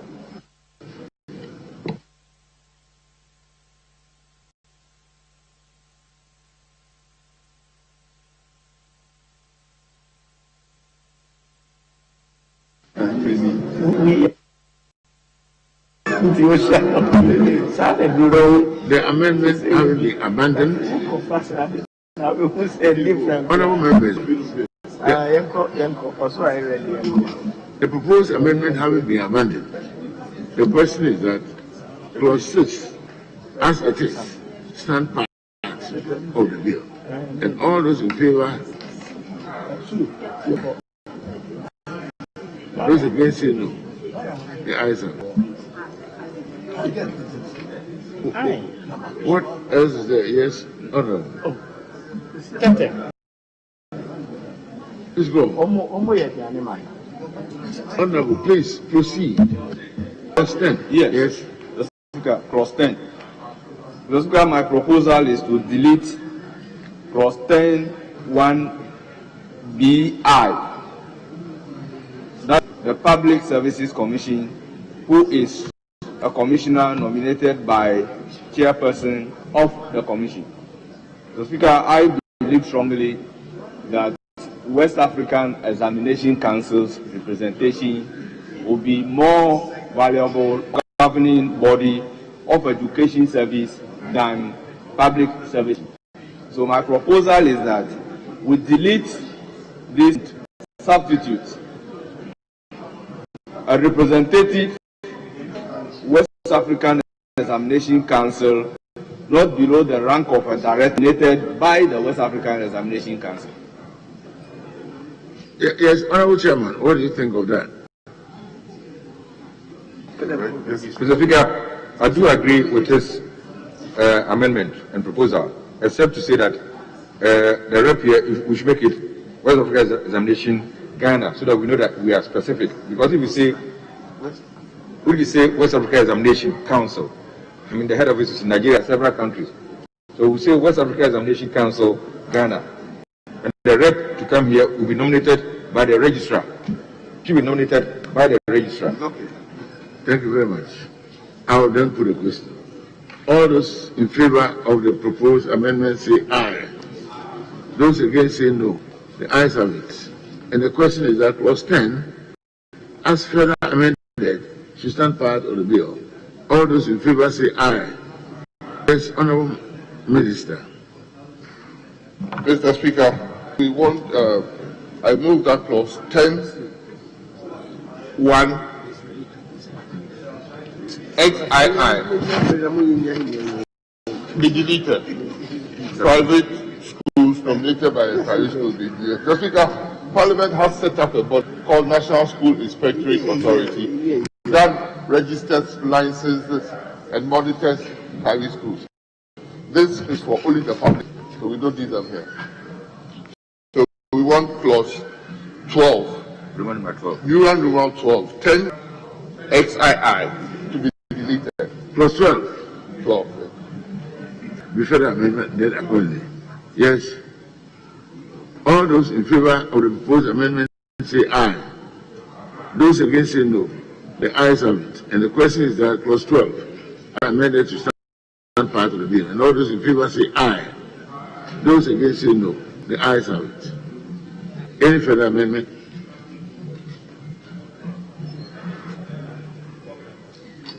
Mr. Chairman. Yes, Honorable Minister. That with a further deletion, clause IX and X, delete VII, IX and X, and replace with a representative of faith-based organizations with schools in Ghana. Now, further amendment. Delete VII, IX and X, and insert representative of faith-based organizations with schools in Ghana. So, 3 weeks.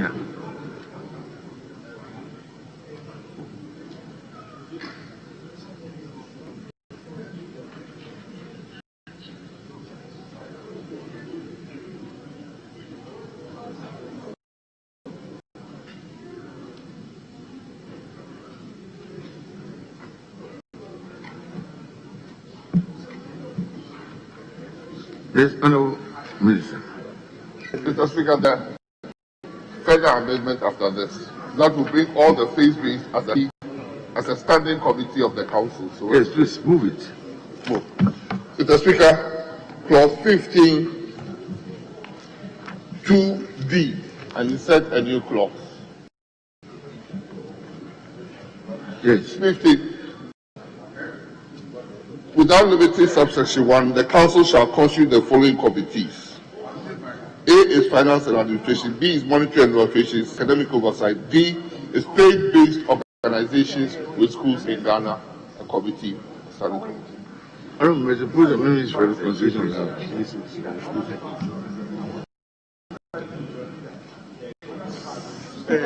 You can't give. Based organization. With schools in Ghana.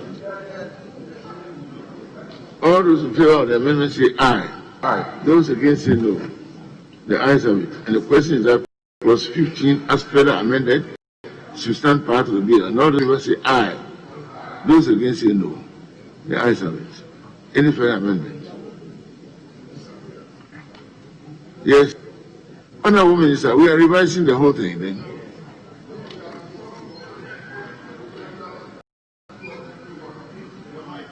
Mr. Speaker, clause 51.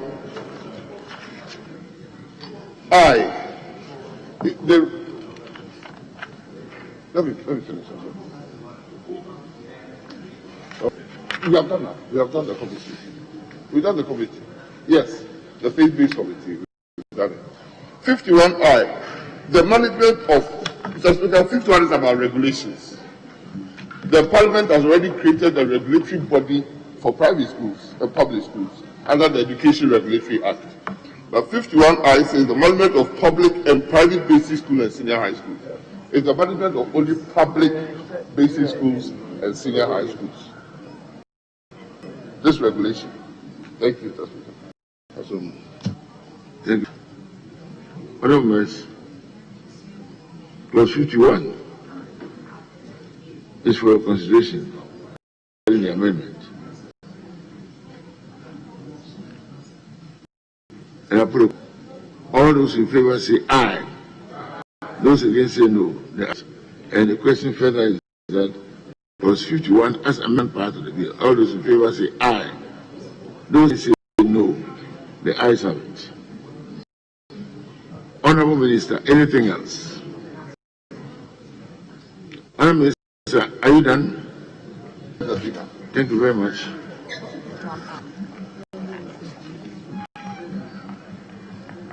Does not affect the long title?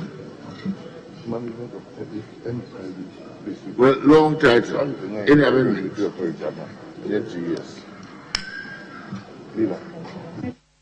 Any proposed amendment to the long title? And as to provide for a pre-tertiary education system and an educational system to produce individuals with the requisite knowledge, skills, and values to become functional and productive citizens for national development, to establish medical and vocational education training service, and to provide for related matters. Honourable Mr. Long title is for your constitution.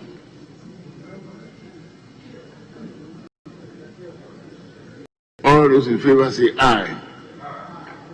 That is the long title being part, standing part. All those against say no. The ayes have it. The long title, as it stands part of the bill. And that brings us to the end of this particular constitution stage. Not so.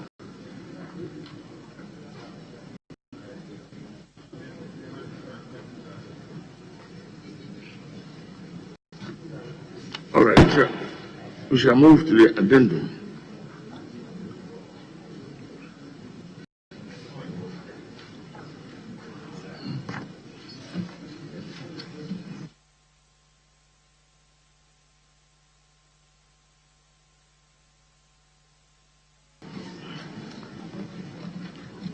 Anyway, can we continue with 16, the Ghana National Research Fund Bill 2020? Can we possibly?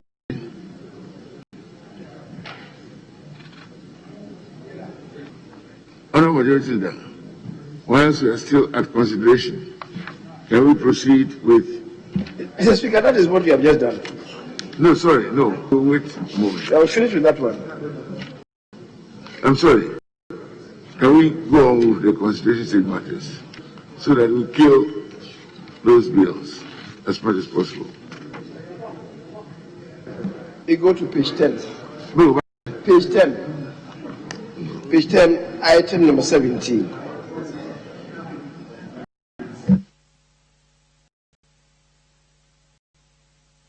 Item 17. National Blood Service Bill 2020 at the consideration stage.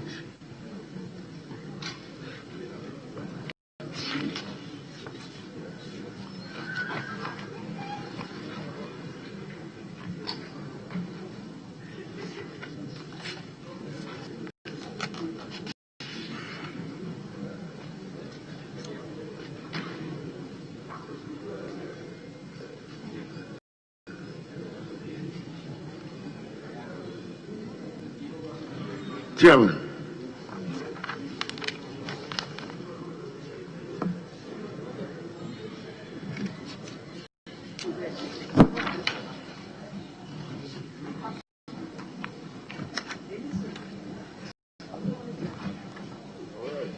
Mr. Speaker, clause 1 propose. Sub 1, delete and insert the following.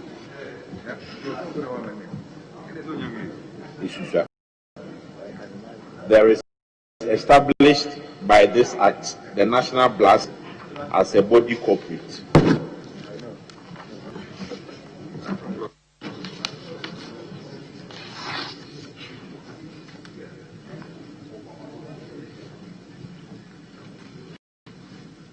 thank you very much. Honourable members, the fourth amendment petition.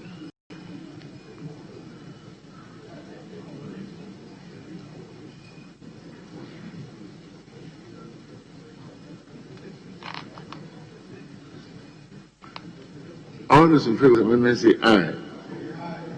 Those against say no. The ayes have it. Further amendment to clause 1, Chairman.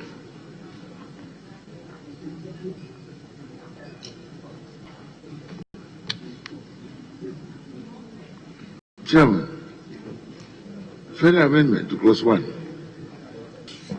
Mr. Speaker, same sub clause 2, line 2, delete movable and immovable.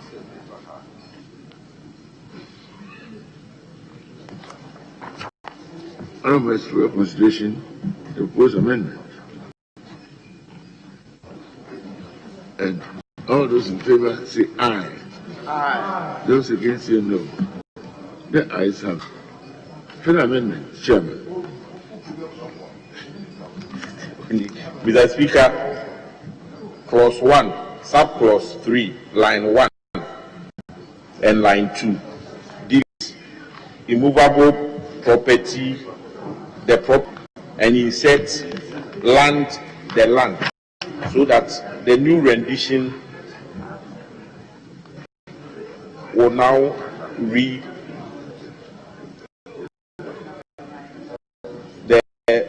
the service may, for the performance of the service, acquire and hold, dispose of property and enter into a contract or any other related transaction. Thank you. Yes. Honourable. There's a template, and so we'll just pray you to refer that particular provision to the draft person. There's a template.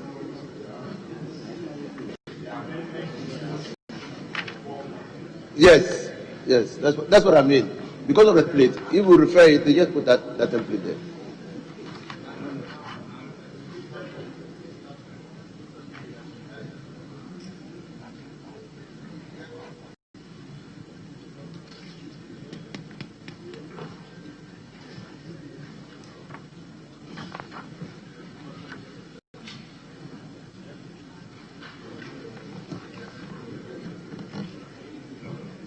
Yes, Chairman, what's your reaction to that? Mr. Speaker, to put the question on there, there's agreement, so you can put the question on that, the amendment. Oh, okay.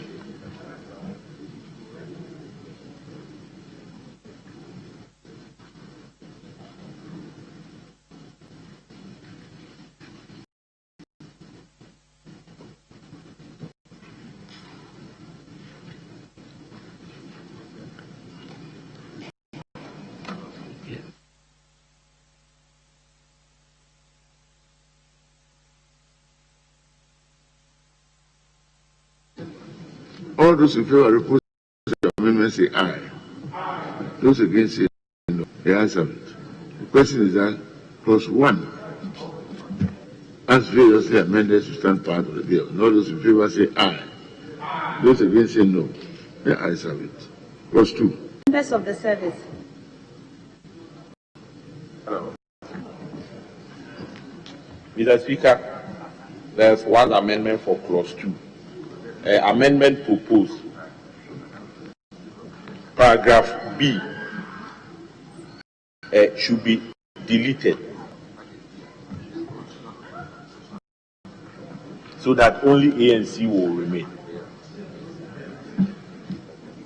And it's also to conform with the template.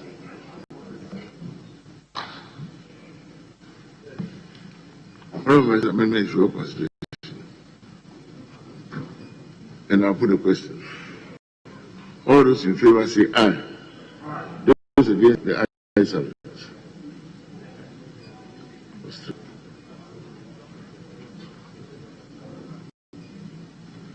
And the question is that clause 2, as amended, to stand part of the bill. All those in favor say aye. Those against say the ayes have it. Clause 3. Observers.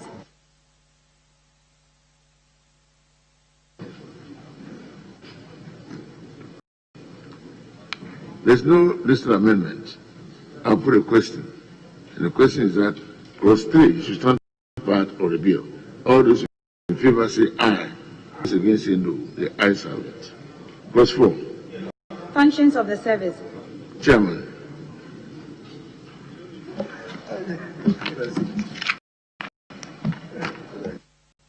Mr. Speaker, clause 4.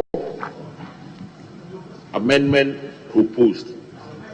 Paragraph B, line 1, lines 1 and 2. We delete non-remunerated and insert unpaid.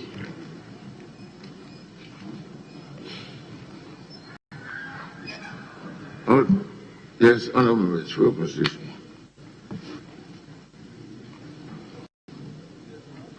I'll put a question. All those in favor of the proposed amendment say aye. Those against say no. The ayes have it. Further amendment. Mr. Speaker, there is also an amendment, clause 4, paragraph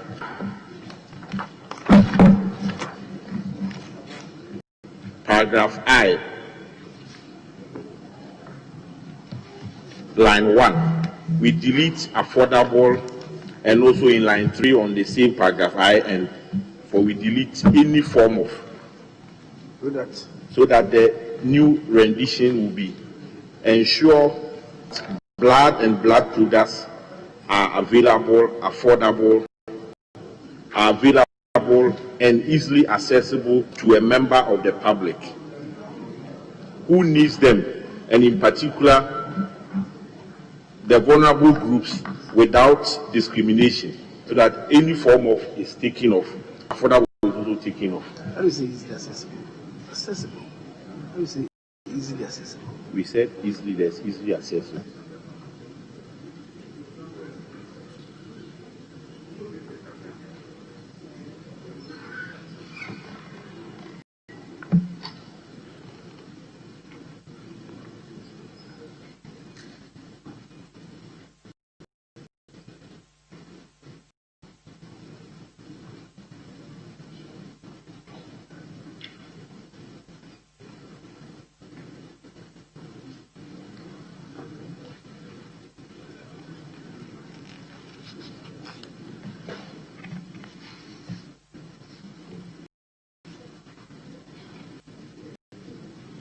So that the cost build up, they will not be tied down with the agreement we had there.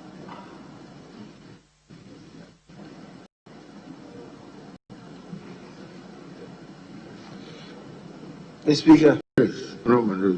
Yes, just a further amendment to what he said, that we should the word easily. is not necessary. So we ensure that blood and blood products are available and accessible to a member of the public who needs them. We don't need the word easily accessible. Accessibility is accessibility.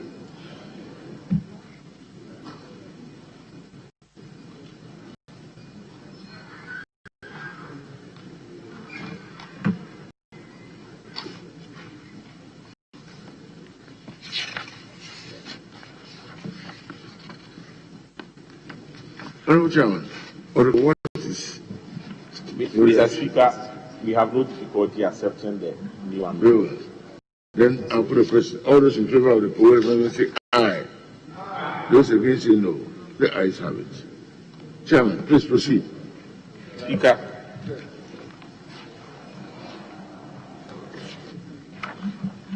we add amendment proposed the following new paragraph to clause 4 and it ensure the safe transportation of blood and blood products. Safe transportation or safe delivery. Yes, that's very clear. All those in favor of the proposed amendment say aye. Those against say no. The ayes have it. Further amendment to clause 4. VIII. Mr. Speaker, for same clause 4, amendment proposed paragraph K, line 1, after occurrences of banks, insert and add banks, so that the new rendition will read: inspect and edit hospital blood banks before the hospital blood banks can be supplied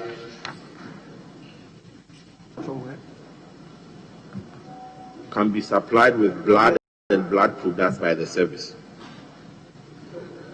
Yes. So Yes. we said we were going to delete.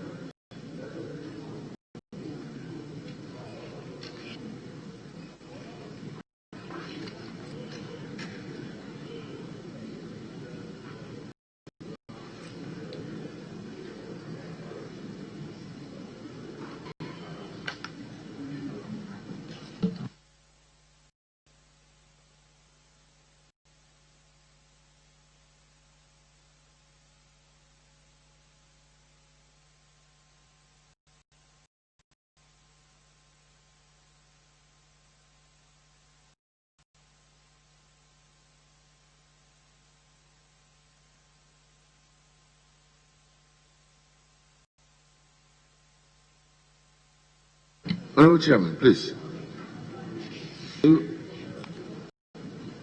Direct, what's the position?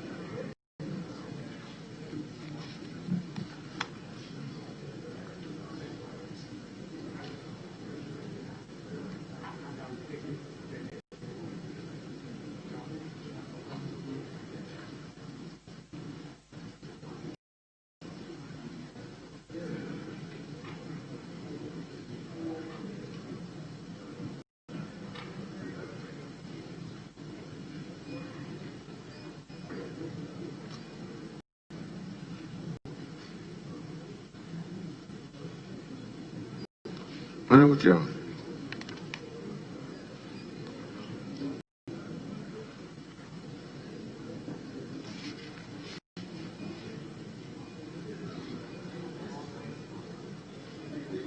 Mr. Speaker, we tear down the amendment paragraph and maintain what is in the original bill. Pardon?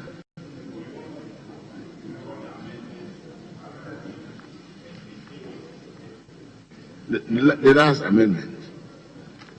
Which amendment?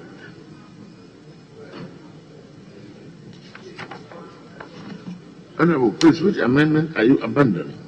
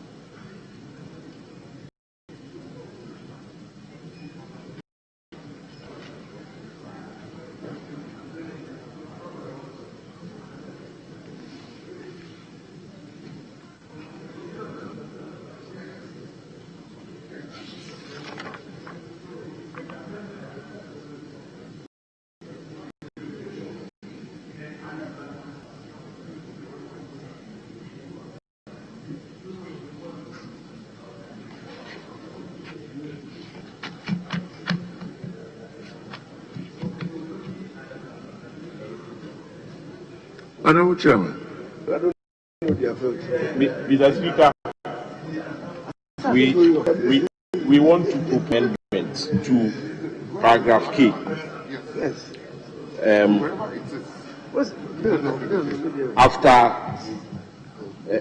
line 1, after accredit, we delete hospital. Also, same line 1, after there, we also delete hospital, same hospital. So then the new rendition will be inspect and accredit blood banks. Honorable Chairman, yes. Clause what? Mr. Speaker, clause the last amendment. K. Yes, the last one that we just did. We have put a new amendment. No, it's clause 4K. Clause 4K, paragraph K.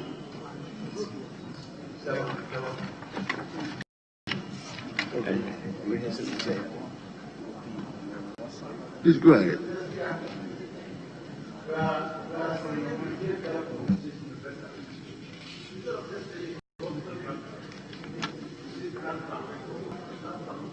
That there are hospital blood banks or any other blood bank. So for that purpose, deleting the use of hospital in 4K. Wherever hospital appears, we delete. That's all. Chairman, you agree?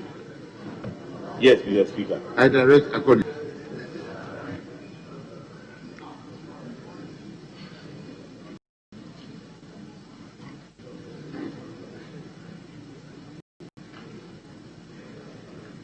So, shall we put a question on the amendment on clause 4 as per VIII?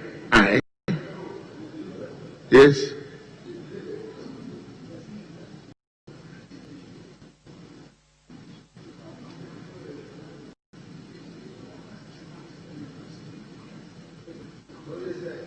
So shall we abandon that amendment as in light of the directive? We will come back to it later. Yes. We'll come back to it. All right.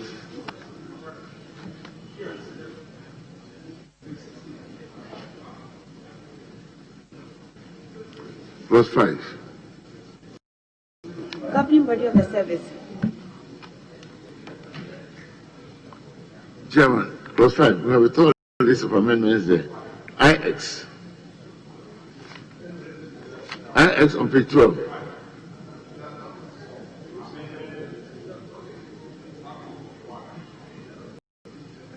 Amendment proposed, subparagraph F, line 1. We delete representative of the teaching hospitals and insert medical director of a teaching hospital, so that the addition will be a medical director of a teaching hospital nominated on a rotational basis by the teaching hospitals. I so move.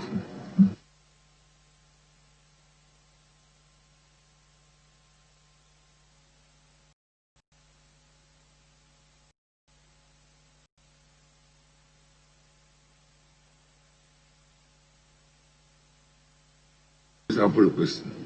All those in favor of the amendment say aye. Those against say no.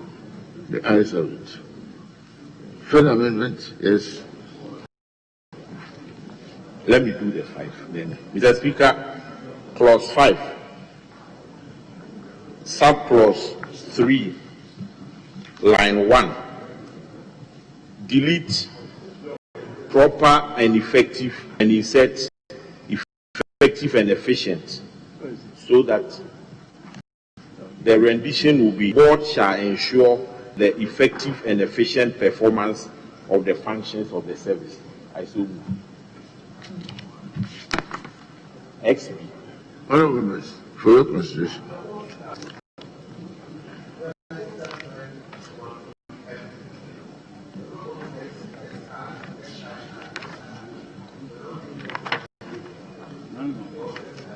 Oh, okay, sorry.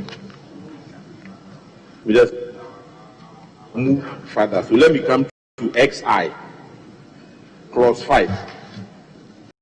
Subclause 1, paragraph I.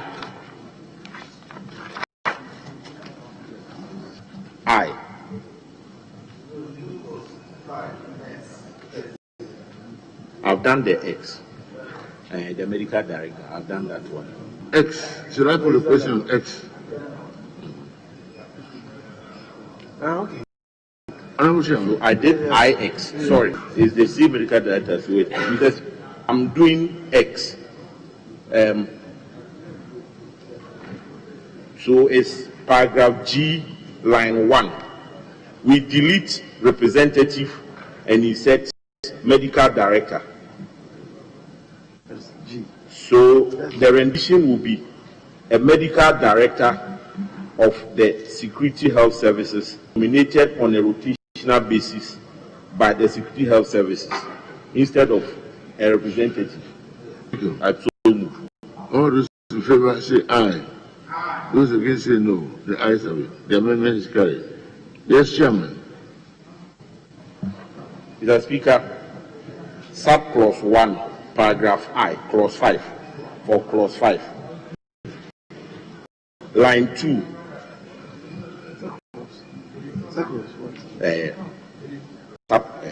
Paragraph I. So I'm doing XI. This one. So paragraph I, line 2, we did non-remunerated blood donation and insert unpaid blood donation services, so that the new rendition will be a representative of non-governmental organizations involved in voluntary unpaid blood donation nominated by the coalition of governmental organizations in health. I so move. Thank you very much. Honorable, propose amendment for your consideration. All those in favor of the amendment say aye. Those against say no. The ayes have it. Further amendment, Chairman. Mr. Speaker, same clause 5, clause 1, paragraph K, line 1 and 2. We delete Ghana Journalists Association and insert National Media Commission. I so move.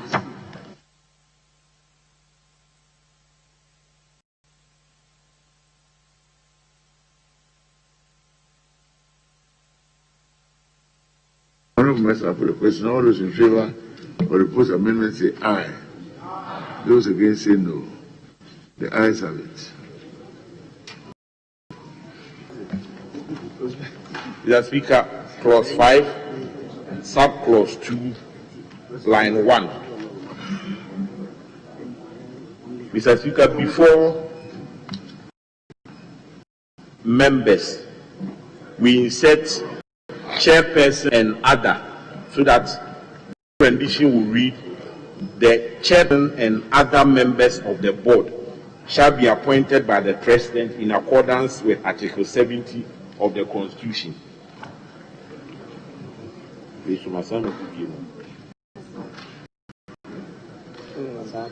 Honorable Legislation, propose amendment. All those in favor say aye. Those against say no. The ayes have it. Further amendment. Mr. Speaker, I move to clause 5, amendment proposed, subclause 1. We add a new paragraph. The following new paragraph will be added. The one is a medical laboratory scientist with specialization in hematology or blood transfusion nominated by the deans of public allied health schools on rotations. And the second paragraph is one other person who is a woman nominated by the minister. I so move. Yes, all those in favor of the proposed amendment say aye. Aye. Those against say no. The ayes have it. Chairman. or clause 5. Subclause 3, line 1. Delete proper and effective and insert effective and efficient. I so move, Mr. Speaker. Thank you. Very obvious. All those in favor say aye. Those against say no. The ayes have it. And the question is that clause 5, as variously amended, should stand part of the bill. All those in favor say aye. Those against say the ayes have it.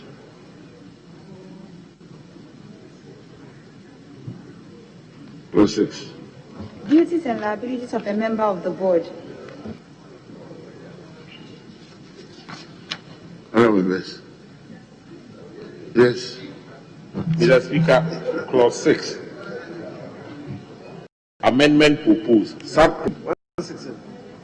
Paragraph B, line 2 and 3. We delete that a reasonable person in that position would reasonably be expected to exercise in the circumstances. We delete that whole phrase. I so move. To be totally deleted.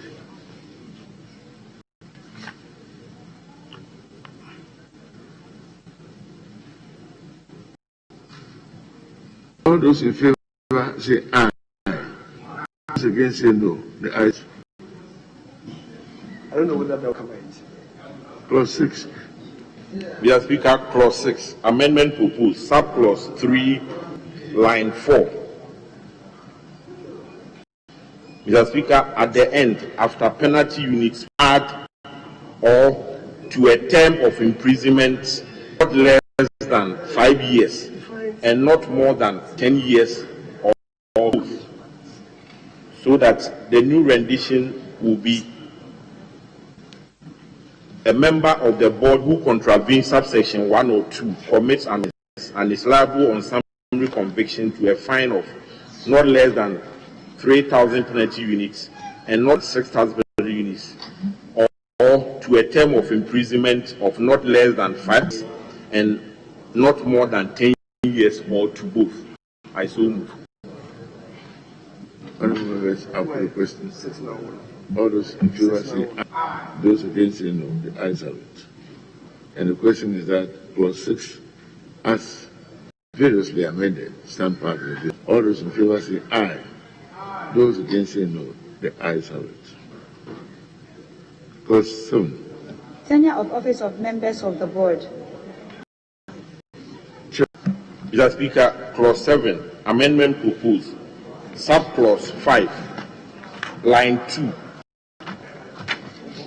We delete that we set there, so that the new rendition will be: the president may by letter address to a member the appointment of the member.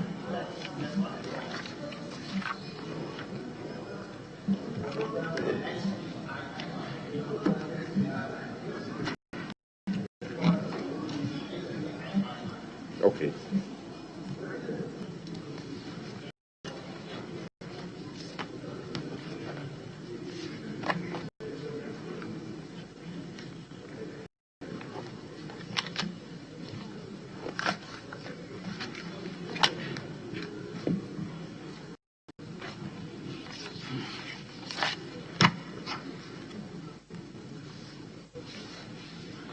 All those in favor of the amendment say aye. Those against say no. The ayes have it. Chairman. Mr. Speaker, clause 7, subclause 1. Delete and insert the following: a member of the board shall hold office for 4 years and is eligible for reappointment for another only. I so move.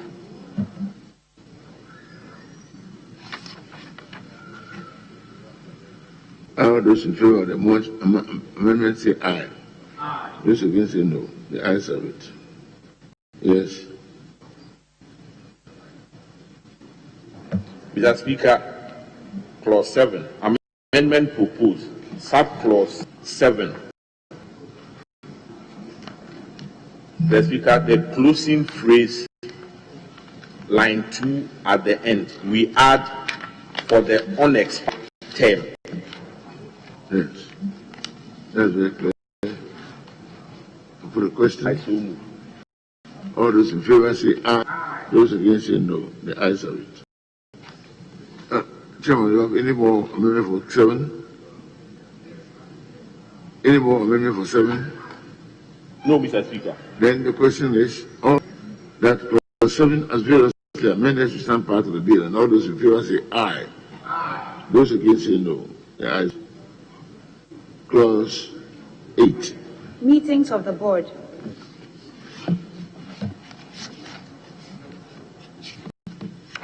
Mr. Speaker, clause 8, amendment proposed, subclause 1, 4.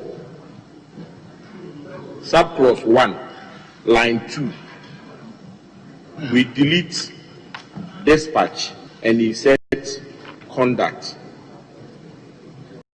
So that addition will read, the board shall meet at least once every 3 months for the conduct of business instead of for the dispatch of business. Much for consideration.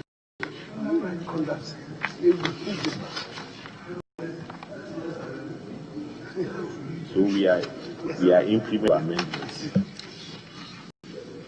And all those in favor of the proposed amendment say aye. Those say no. The ayes have it. Yes. Mr. Speaker, clause 8, amendment proposed, subclause 4, line 2 and 3, we did other than the chief executive officer, so that the rendition will be a member of the board who is absent from 3 consecutive meetings of the board. I so move. Thank you very much. All the amendments say aye. Those against say no. The ayes have it. Yes, Chairman.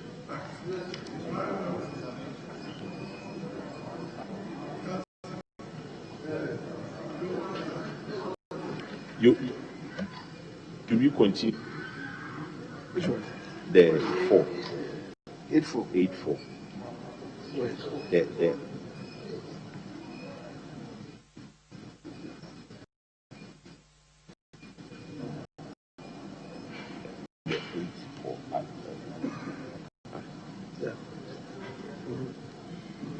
Yes. Your 4 is different from 4.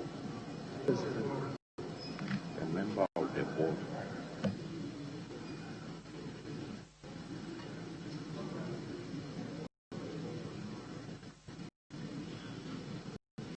Chairman.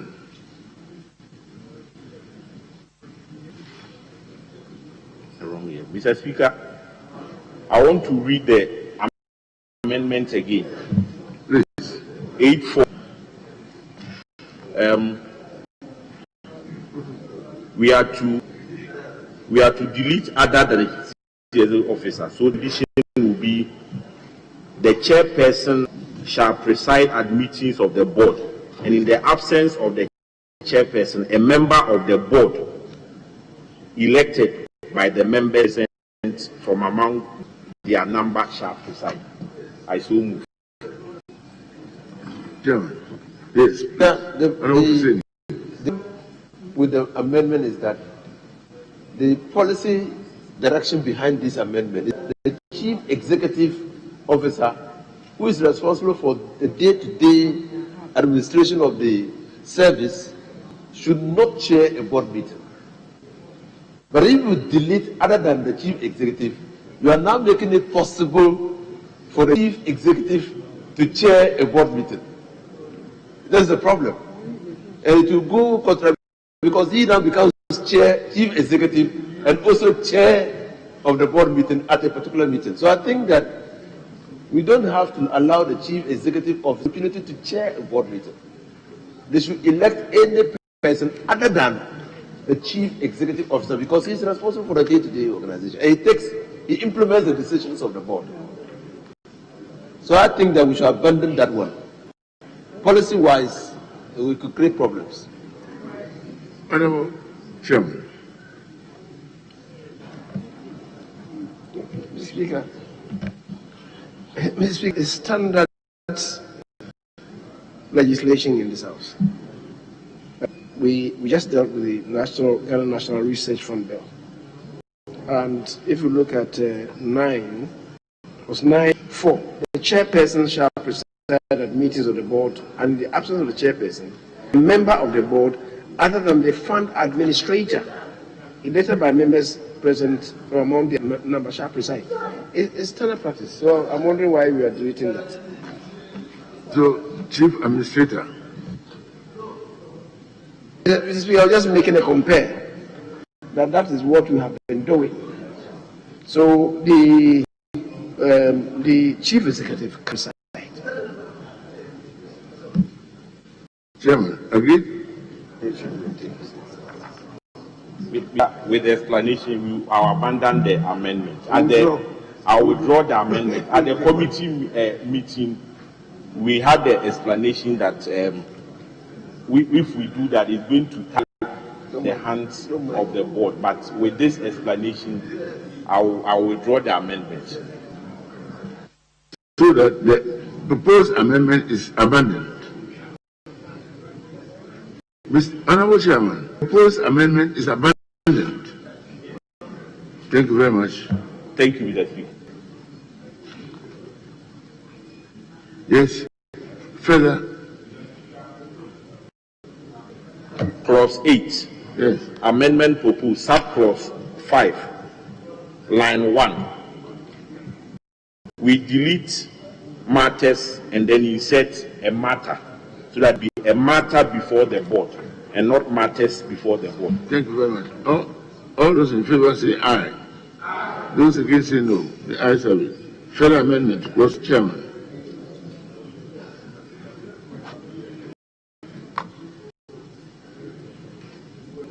Mr. Speaker, Clause 8, amendment proposed, subclause 7. We delete subclause 7 and insert the following. The proceedings shall not be invalidated by reason of a vacancy among the members or effect in the appointment or qualification number. And then we add a new subclause. The board shall, subject to this section, regulate the procedure meetings of the board. I so move. Thank you very much. Honorable members for your consideration. Proposed amendment. I will put a question. All those in favor of the amendment say aye. Those against say no. The ayes have it. And the question on the entire clause, therefore, is Clause 8, as previously amended, should stand part of the bill. All those in favor say aye. Those against say no. The ayes have it. Clause 9. Disclosure of interest.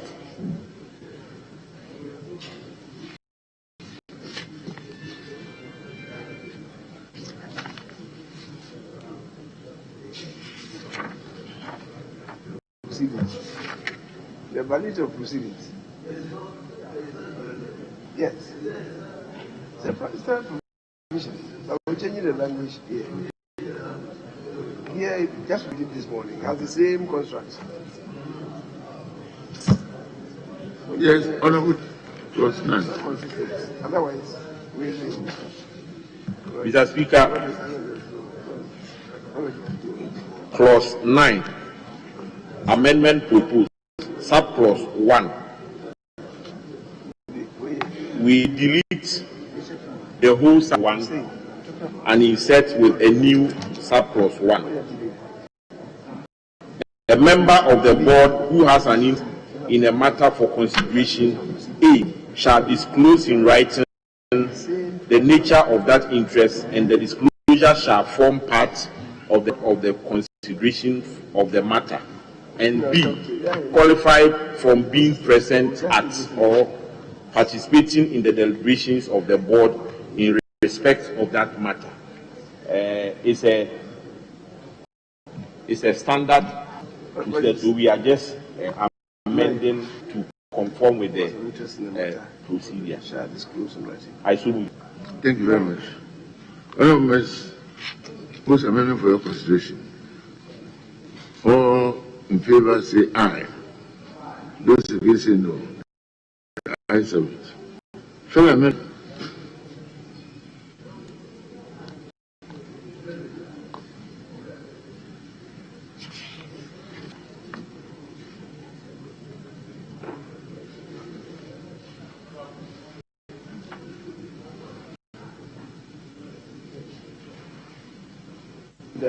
Speaker,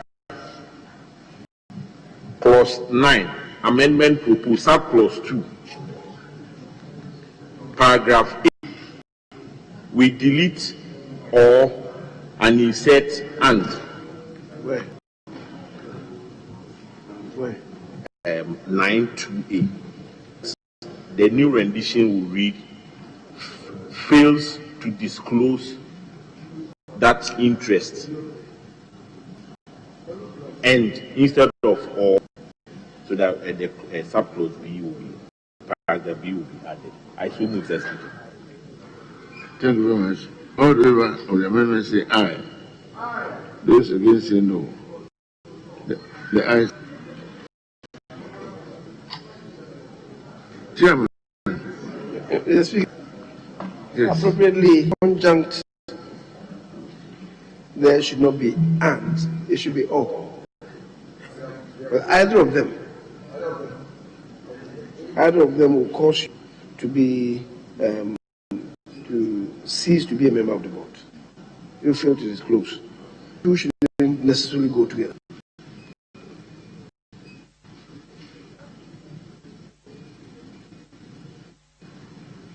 Mr. Speaker, the explanation then was, first of all, the member feels to disclose, and then he also participates in the deliberations of the board. So if you fail to disclose, and you fail to disclose, all right, but you're not present, it doesn't work against you. Either of them should work against you. Even if you don't participate. Close, it should work against you. Yes, Honourable Chairman. You are present. After the deliberation where Mr. Answer from leader and then Honourable Inusa, so accordingly I withdraw and abandon my amendment. Thank you.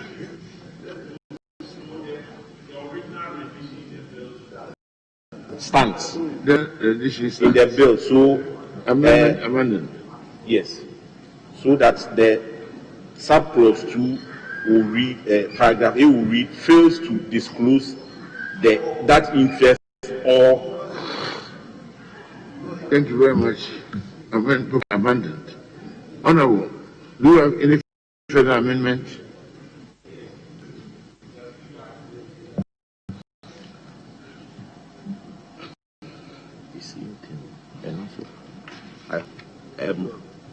Clause 9, subclause 2, paragraph B. Before participates, we insert is present at. Or, so the new rendition will be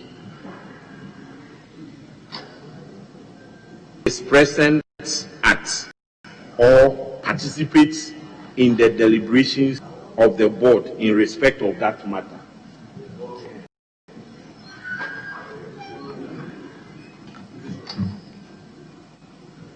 Honourable, for your consideration. And I'll put a question. All those in favor say aye. Those against say no. The ayes have it. Further amendment. Mr. Speaker, clause 9. We proposing a new subclause. So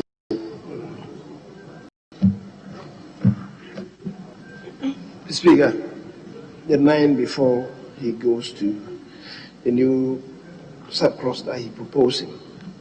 to do a little surgery on 3 line 2. 3 line 2.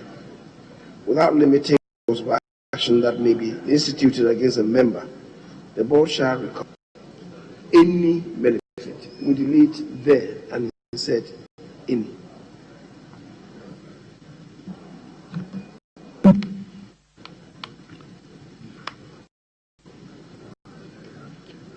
Chairman, are you comfortable? Yes, Mr. Speaker, aye. I'll put a question then. All those in favor say aye. Aye. Those against say no. The ayes have it. The amendment is carried. Chairman, I think this ends. Yes, Mr. Speaker, we're proposing the addition of a new subclause. Yes, please. A member of the board who fails to lose an interest in a matter for consideration by the board is liable to pay compensation to the service for any loss incurred. I so move. I'll put a question. All those in favor? Yes, Honorable Majority. Let's be sure that that one is necessary. Now, if you look at the construct of 3, it provides, without limiting any further course of action that may be instituted against a member, the board shall recover any benefit derived by a member who contravenes Section 1, in addition to the revocation of the appointment of that member. So what is proposing can be subsumed in the course of action in line 3, in 3. So we don't need this new proposal. We don't need a new.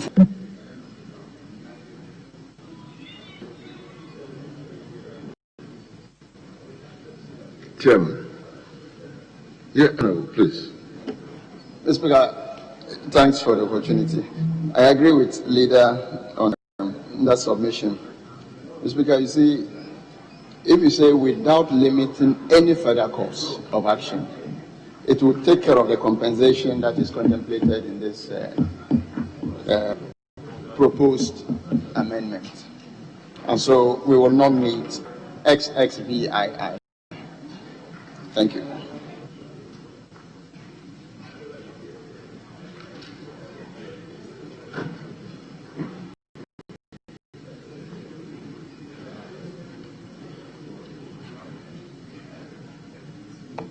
Yes, Honorable Chairman.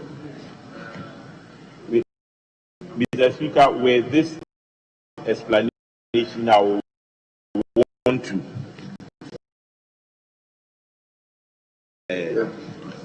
withdraw and abandon amendment. Thank you.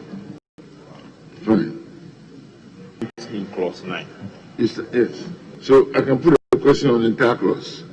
Chairman. Yes. Honorable. Speaker, put a question on the entire clause. May I take you back to XXV 9, clause 9, 1.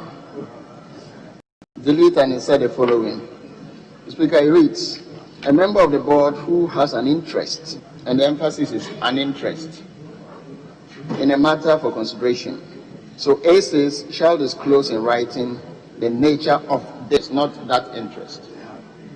The nature of the interest.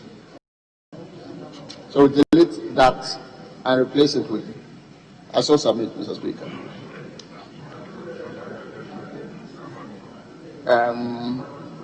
91A.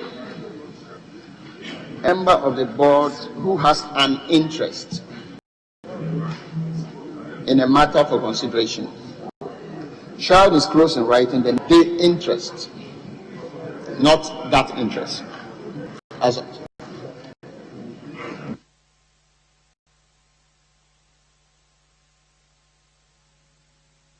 Mr. Speaker, I agree.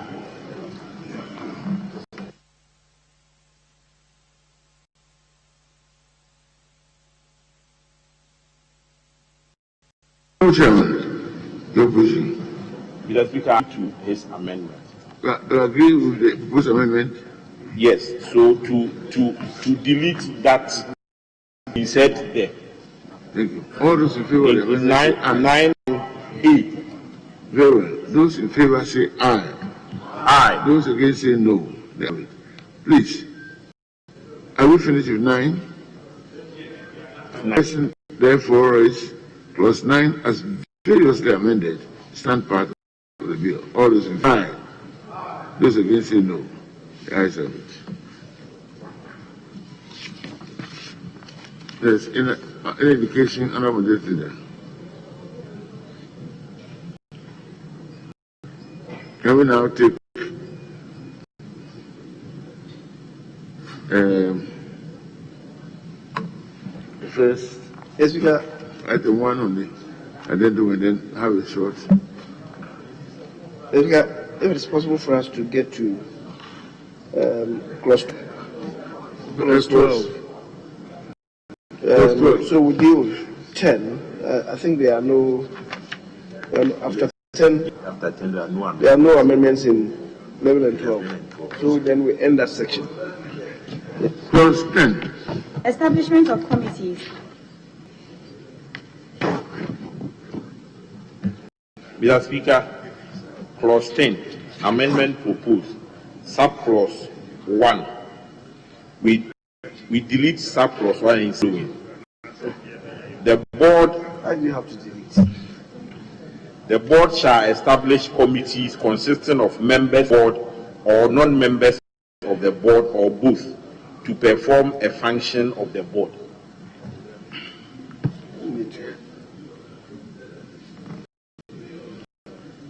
Yes, that's a very clear one.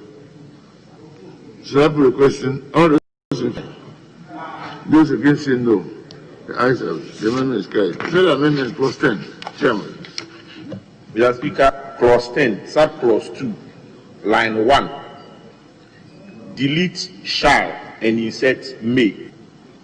What is that? Yes. So the rendition will be subclause 2, 10.2. A committee of the board may be chaired by a member of the board instead of shall be chaired by a member of the board. Why?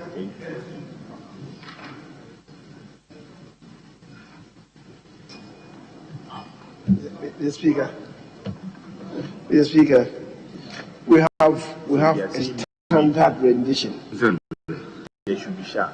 We have a standard rendition. A committee of the board may be chaired by a member of the board, and a committee comprised entirely of non-members shall be advisory only. It's standard practice. Mr. Speaker, let's allow the table officers to resort to that formulation. Then we are. So we should let the draft person. Absolutely. Yes. Okay, let's in fact, where we have crossed some hurdles before, let us just adopt them and proceed. Very well. Then the draft person is to redraft clause 10 accordingly. The principle is taken. If we redraft it, all those in favor say aye. Those against, the ayes have it. And the question is that clause 10, as amended, should stand to be. And all those in favor say aye. Those against say no. Clause 11. Allowances. Clause 12. Ministerial directives. Clause 13. Establishment of Blood Service Technical Advisory Committee. There are no listed to this. And the question is that clauses 11, 12, and 13 should stand part of the bill. All those in favor say aye. Yes, Honorable Majority Leader.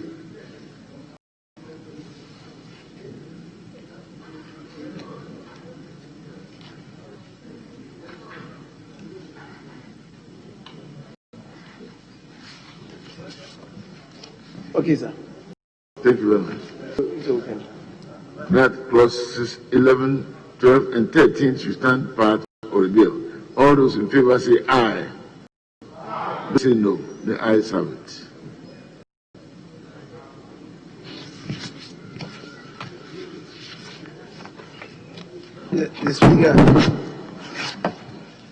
The Speaker, respectfully, we could suspend the consideration of the bill, and before perhaps we suspend sitting, I'll crave your indulgence to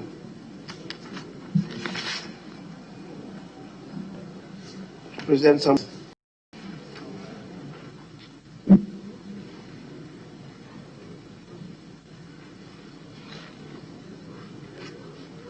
This brings us to the end of the The Speaker, so for the moment. The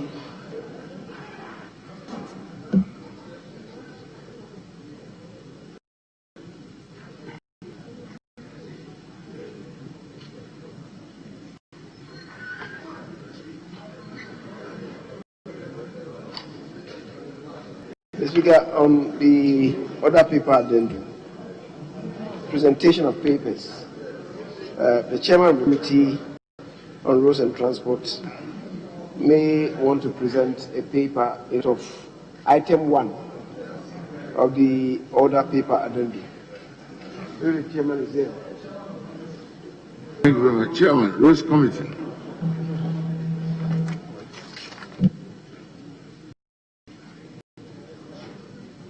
Okay, the Speaker, if the chairman is not here, we can deal with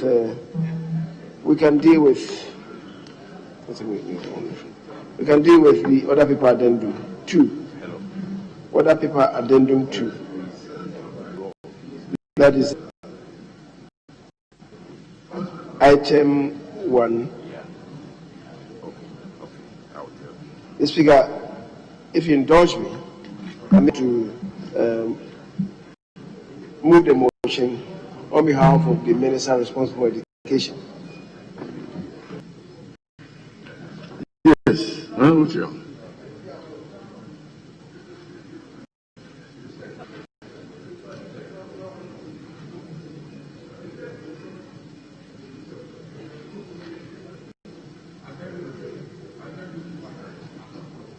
Speaker, perhaps we'll go back then because the chairman of the committee is there. So he may want to paper. The chairman of the roads and transports. You want to present a paper listed in other paper addendum 1. Addendum paper, item 1, presentation of papers, report of the Committee on Roads and Transport on the Road Traffic Amendment Bill 2020. Report of the Committee on Roads on the Road Traffic Amendment Bill 2020. The report is duly presented and is distributed to honorable members.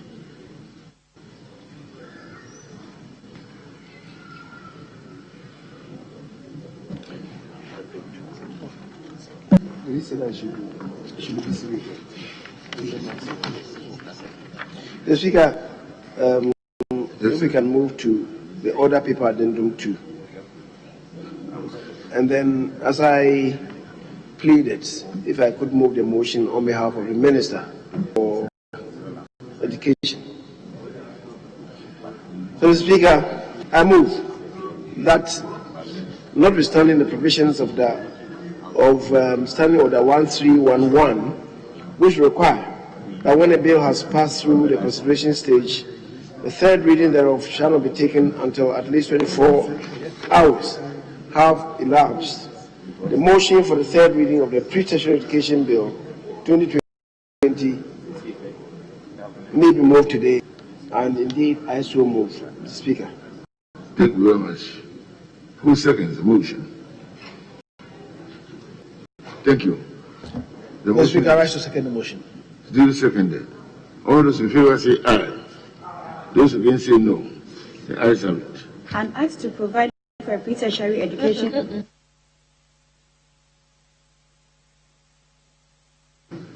Yes, Honorable Majority. Yes, Honorable. Mr. Speaker. Yes. All those say aye. Those against say no. The ayes have it. Yes, Honorable. I beg to move that the Pre-Tertiary Education Bill 2020 being now read the third time. I so move.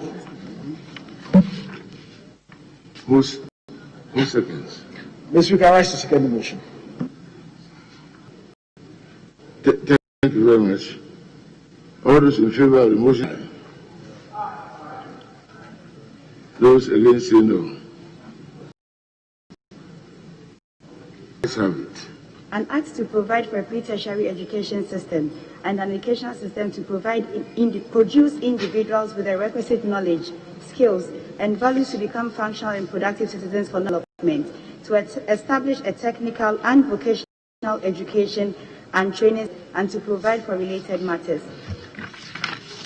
The pre-tertiary education bill is due read the third time and passed.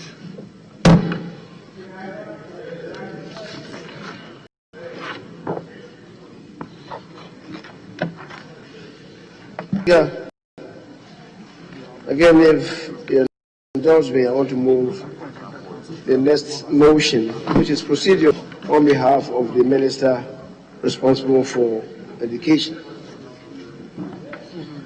Accordingly, Mr. Speaker, I move that notwithstanding the provisions of Order 131(1), which require that when it goes through the consideration stage, the third reading thereof shall not be taken until at least 24 hours have elapsed. The motion for the third reading of the Ghana National Research Fund Bill 2020 may be moved today. I accordingly move, Mr. Speaker. Who seconds the motion? Yes, Honorable. Mr. Speaker, I second the motion. Thank you. All those in favor of the motion say aye. Those against say no. The ayes have it. Yes. The Research Fund Bill is accordingly duly read the third time and passed.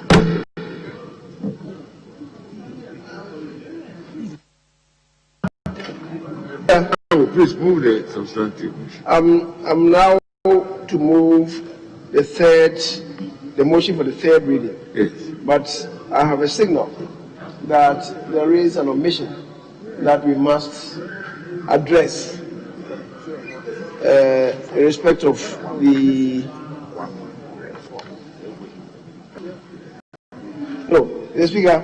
So let me move this one. Let me move this one. We'll come back. Speaker, I move that the Ghana National Research Fund Bill 2020 be now read the third time. I so move. Thank you very much. 2 seconds. Mr. Speaker, I second the motion.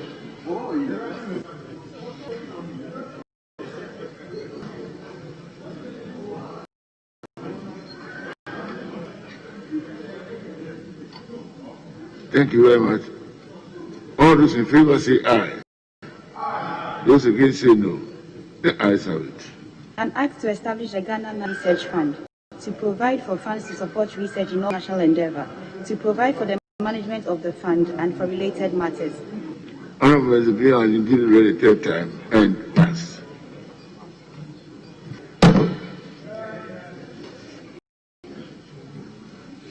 The Speaker, respectfully, there is a minor matter that we left out, but which has major consequences. And for that reason, to move a motion of rescission in respect of the third reading, which was carried, relating to the pre-tertiary education bill. Speaker, it has to do with the long title. There is a major omission. So if you indulge me, I'll move a motion of rescission to the passage of that bill which states. The Speaker, I beg to move that the House rescinds the decision that we just came to in respect of the third reading of the pre-tertiary education bill. to enable us correct the defect long title of the bill. I so move. Yes, Honorable. Mr. Speaker, I support for rescission to rescind the decision to do the third reading on the pre-tertiary education bill because we've noticed a major significant omission in the head note. Thank you, Mr. Speaker. Thank you very much. All those in say aye. Those against say no. The ayes have it. Honorable Majority Leader, please proceed. Mr. Speaker, as I said, it has to do with that we must effect the long title of the pre-tertiary education bill. And I'll yield to the ranking member of the committee. Yes, Honorable Ranking. Thank you, Mr. Speaker, and thank you, the Majority Leader. Mr. Speaker, if at the pre-tertiary education bill, we will see that the bill is intended to establish two services, the education service and the technical and vocational education and training service. To look at clause 6, 6.1 reads, "There's established by this act the education service as a body corporate." But in the long title, we omitted it. We did not indicate the establishment of the education service. And then also, if you look at it, before technical and vocational education and training service, the indefinite article is used.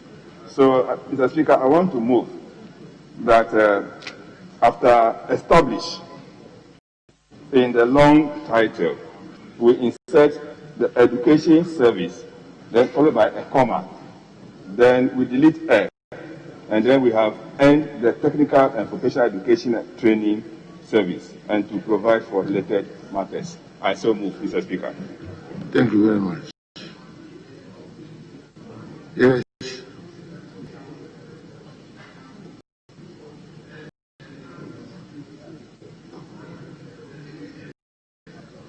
The first point was an honorable majority that mentioned the problem.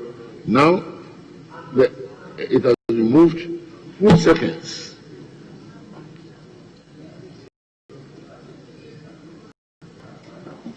Mr. Speaker, I second the motion. The amendment proposed by the ranking member is in place because we are establishing for the education service and then technical vocational training service. Thank you very much.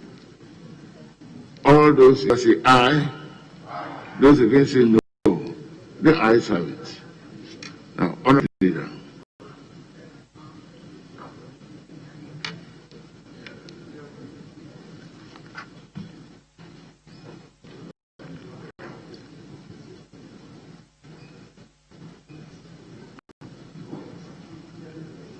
Moved and seconded and put. Now, where do we go from here, Honorable Majority Leader? Mr. Speaker, if we have adopted it, then we close. So now we can come back and then move for the final motion for the third reading of the bill. Yes. Yes. If you have put the question, then I will come back. Please put the question. Okay. Speaker, in that So the case, question on the long title as amended. yes. So, Mr. Speaker, I now want to move. I now want to move that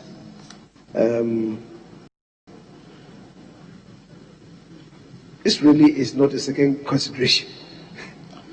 A permission to receive. So I don't know whether we have to really appeal to standing down the proposal. Otherwise, I can now move the substantive motion. Mr. Speaker, I move that the pre-tertiary education bill 2020 be read the third time. I appropriately and accordingly move. Honorable. Mr. Speaker, I second the motion. Thank you. Thank you. The motion is moved and seconded. Those in favor say aye. Those against say no. The ayes have it.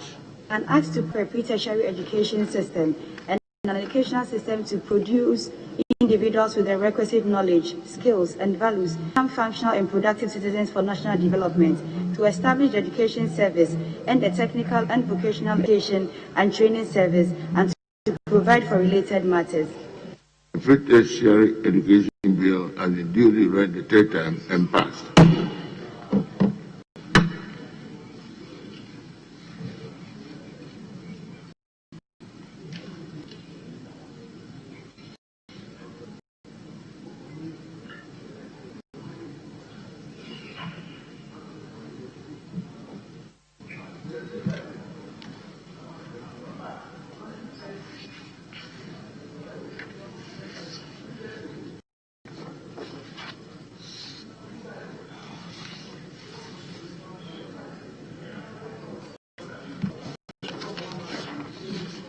Mr. Speaker, we have to suspend for 1 hour and come back.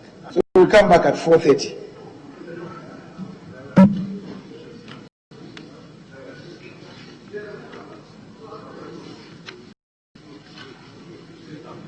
Yes, Honorable.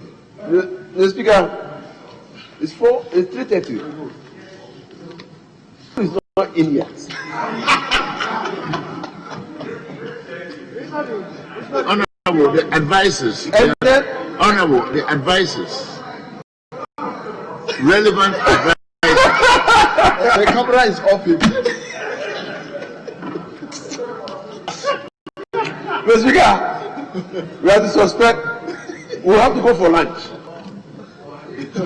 And arranging for lunch will take more than 1 hour. Anyway, tentatively, I agree that we can go for 1 hour, tentatively. Depends and see what will happen. Thank you. Thank you very much. We shall take a short health break accordingly. Health break. Health break. We shall have a short health break. Thank you very much.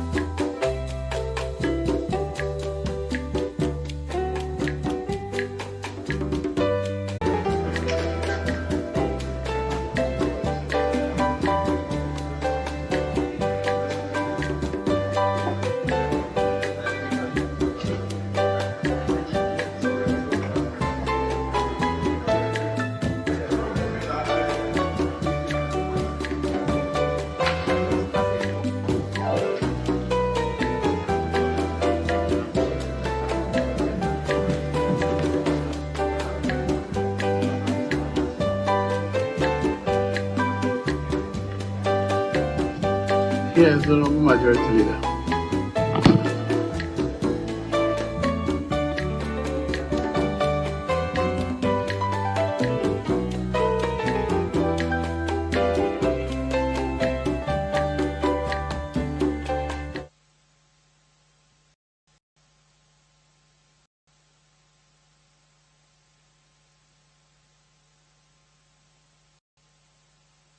Speaker, if you can deal with the order paper addendum,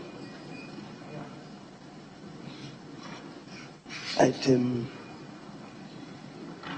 2. Item 2 on the order paper addendum, the first one. Very well. Order paper addendum. Item 2.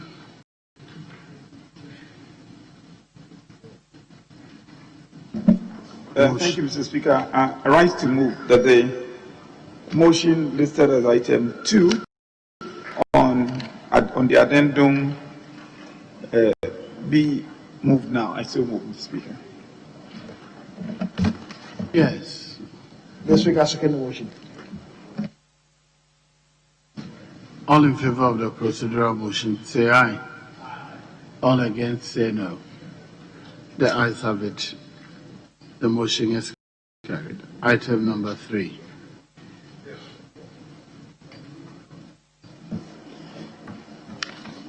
Mr. Speaker, I beg to move that the public-private partnership 20 be now read the second time. The purpose of the bill is to provide for the development, implementation, and regulation of public-private partnership arrangements between authorities and private parties for the of infrastructure and services, and to establish institutional arrangements for the regulation of public-private partnerships. Mr. Speaker, fiscal constraints experienced by government have resulted in the development of new and innovative approaches to the provision and financing of public infrastructure and public services. The bill seeks to promote a combination of policy and legal reforms, financial mechanisms, and institutional support to boost private sector participation in the provision of public infrastructure and public service through public-private partnership arrangements. The Speaker, the government is mindful that the public-private partnership arrangements are not the panacea for all public infrastructure investments, and therefore the public-private partnership arrangements are to be viewed as complement to and not a substitute for the continued commitment of government to open up key service markets to competition. PPP arrangements. In conclusion, PPP arrangements will be considered whether arrangements would provide greater value for money than other fully private or fully public service delivery options. I so move, Mr. Speaker. Yes, Chairman. Yes.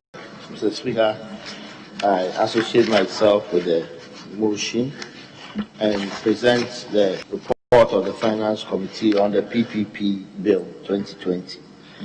The Speaker, the committee determined and hereby certifies that the bill is of an urgent nature and may be taken through all the stages of stage in one day in accordance with the Constitution and the standing orders.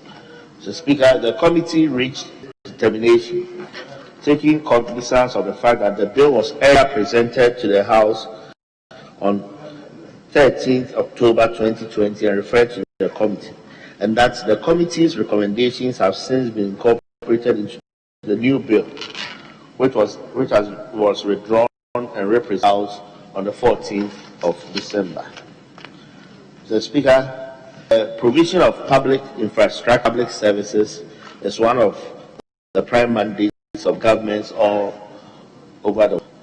Public infrastructure like roads, electricity, transportation, water and sanitation, seaports, and airports are fundamental prerequisites for economic growth and development.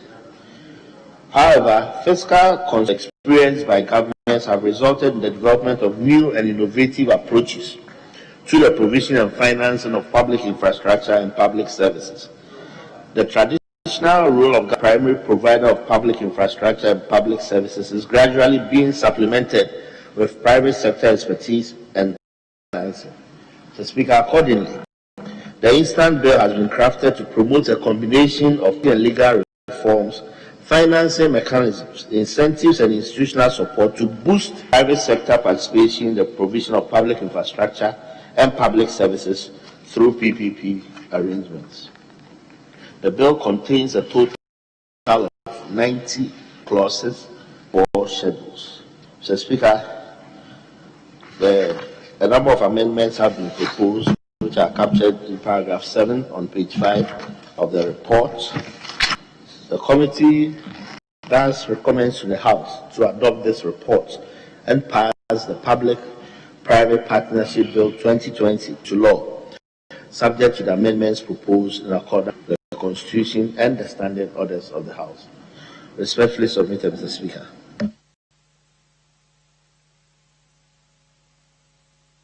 Yes, Honourable Ranking Member. Mr. Speaker, I rise to support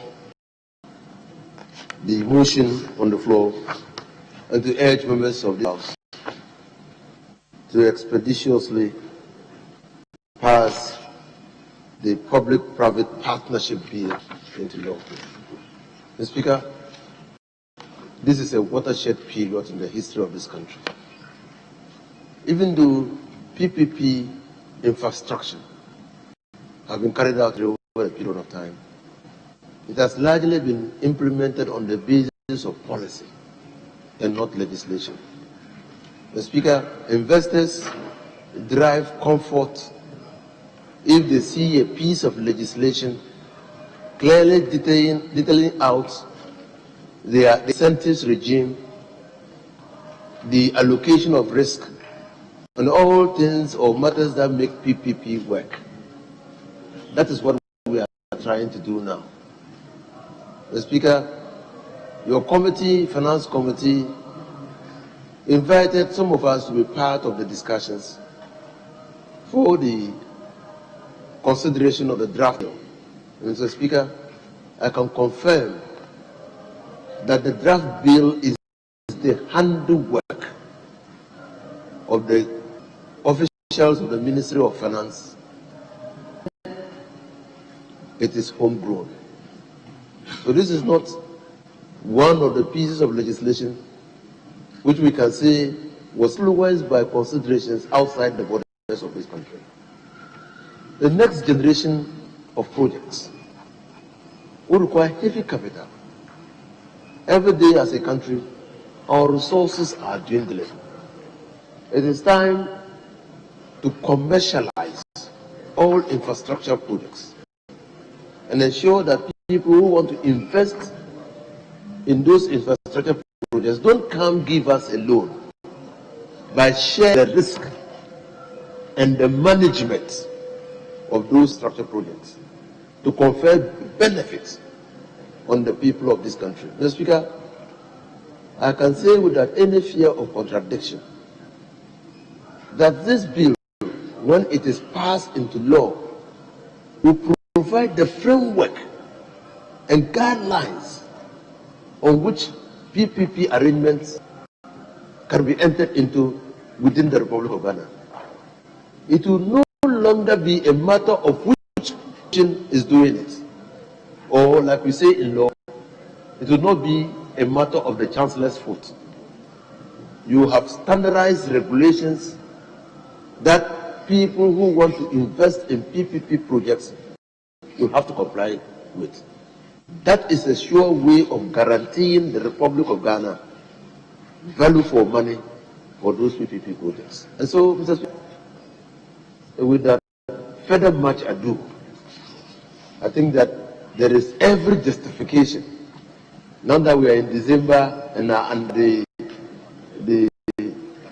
bird whispered to me this morning, the next budget will be largely funded or largely driven by PPP projects.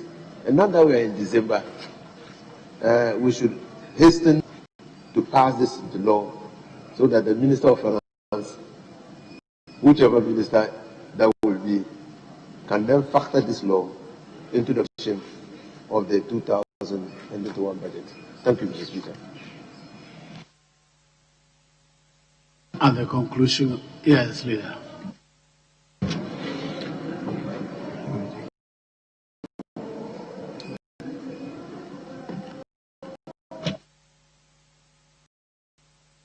for giving me the opportunity. Mr. Speaker, I support the passage of the bill at the second reading stage. Because if the bill is passed into law, it will go a long way to give room for quality and affordability of infrastructure and services in Ghana. There will be value for money. It will go a long way to boost investor confidence. Mr. Speaker, I would want to comment on paragraph 4.0, no, paragraph 1, which indicated that the bill is of urgent nature and it should be passed under Article 106(13). Mr. Speaker, the fact that the bill is of urgent nature and it will be passed under Article 106(13) does not necessarily mean that the passage should be in one day, as indicated in it. Mr. Speaker, if I may read Article 106(13, he said, that is what the report is saying. Look at page 2 of the report. If I may read, the committee determines and hereby certifies that the bill is of an urgent nature and may be taken through all the stages of the passage in one day, in accordance with yes, but they are saying in accordance with Article 106(13, and that is not the text of Article 106(13, because Article 106(13 says where it is determined, committee of Parliament appointed for the purpose that a bill is of urgent nature, the provisions of the proceedings clauses of this article, other than clause 1 and paragraph A of clause 2, shall not apply, and accordingly the President shall give his assent bill on its presentation for passage. There is nothing in the text that at least suggests that the passage of the bill we should even be thinking of one day. The only thing is that we will hasten in the passage of the bill. Mr. Speaker, few words I support the bill. Yes. Honorable Majority Leader. Mr. Speaker, first of all, to indicate to my colleague who just spoke, the committee is not saying that the bill must be taken in one day. They haven't in any way stated to us. The language of the Constitution is that once the committee determines the urgency, of the bill may be taken in one day. So, the language is in the Constitution. Tell me that with some optical illusion. No, the language is here. It's 106.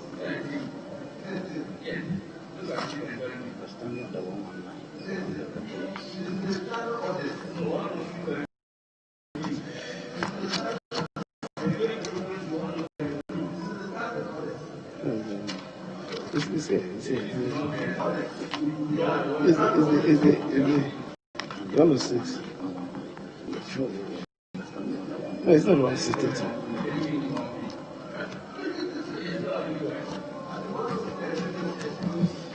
Mr. Speaker.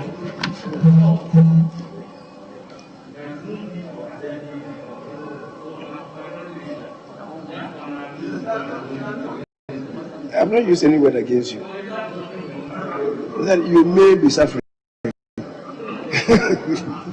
But, Mr. Speaker, I will demonstrate to my brother that is the language of the Constitution. That I said I will demonstrate to you. But before I come there, let me go on with my issues, and I will show to my brother that. But, Mr. Speaker, The important thing is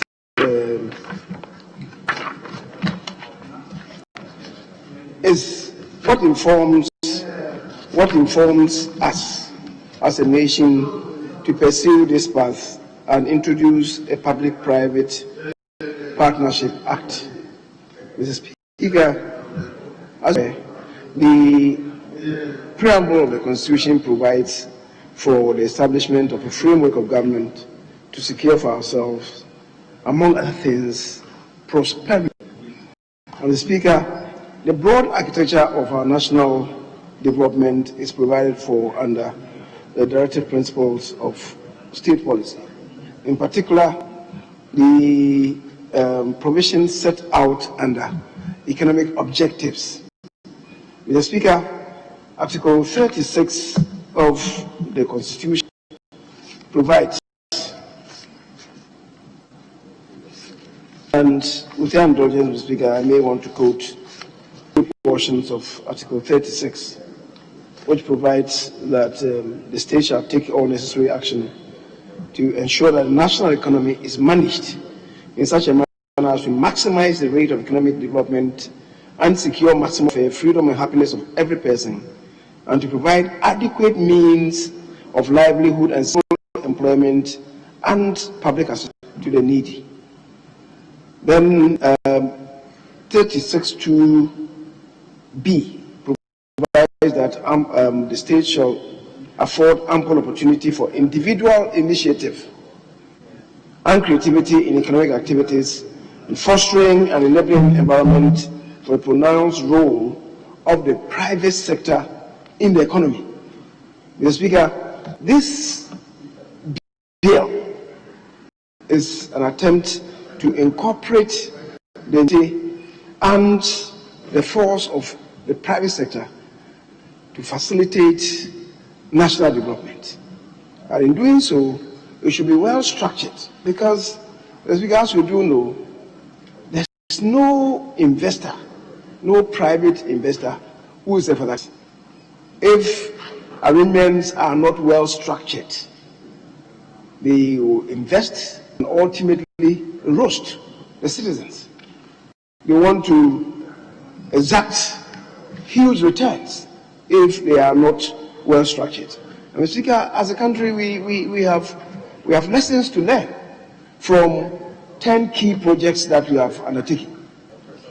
Anytime that we have 10 key projects, attention is called that we must ensure that what is proper is done. Red flags must be raised, because if deeper in all 10 key projects, private capital that is involved yields which otherwise would not yield to the investors, which is why it's important for us to come with a comprehensive regime of legal agreements to ensure that what is proper is done in encouraging private persons to join up with government or state actors to provide infrastructure for the benefit of our citizenry. Mr. Speaker, I think we need to understand, as already been said, that private partnership, public-private partnership arrangements don't constitute a panacea for all public infrastructure investment needs. Yet, to recognize that in large measure, the development of the nation. Indeed, the Constitution obligates government to undertake even and balanced development of all regions and every part of the region, every part of each region in Ghana. And yet, we do also concede that the paucity of capital that is the disposal of state actors, including in particular government, does not allow for such rapid and even development of all regions and indeed all the parts in the regions of the country, which is why it's important to inject private capital to facilitate this development.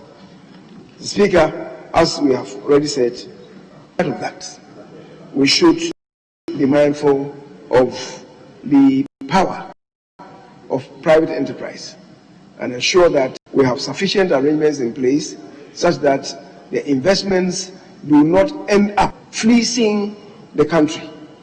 That is why we have come with this public partnership arrangement, and hence this bill. So, Mr. Speaker, we should be thankful to the sponsors, and at times the bill that's before us to ensure that we have, at the end of the day, a very good bill that would facilitate development of this country. Mr. Speaker, thank you very much for the space afforded me. At the conclusion of the debate, the question is, all in favor of the motion, say aye. Aye. All against that, say no. The ayes have it. The motion and as to provide for the development, the implementation and regulation of public-private partnership arrangements between contracting authorities and private parties for the provision of infrastructure and service, to establish institutional arrangements for the regulation of public-private partnerships, and to provide for matters.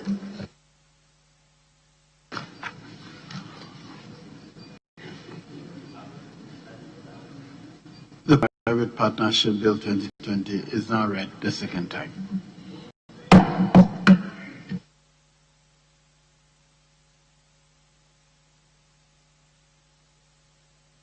Yes, honorable leaders. Speaker, I think we were on the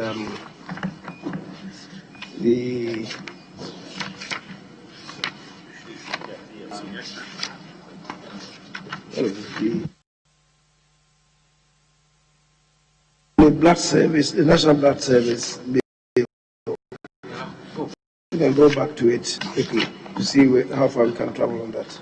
Yeah, before we go back to consideration, what was the state of the report of the Committee on Roads and Transport? I think I got a copy earlier. Your private members' bill. Really? I've just taken that off. I'm saying, let's see how far we can travel on it, and then that one is a minor thing. So we can come back to it at the appropriate time to see what we can do with it. But this is public business. Let's deal with public business first. Very well.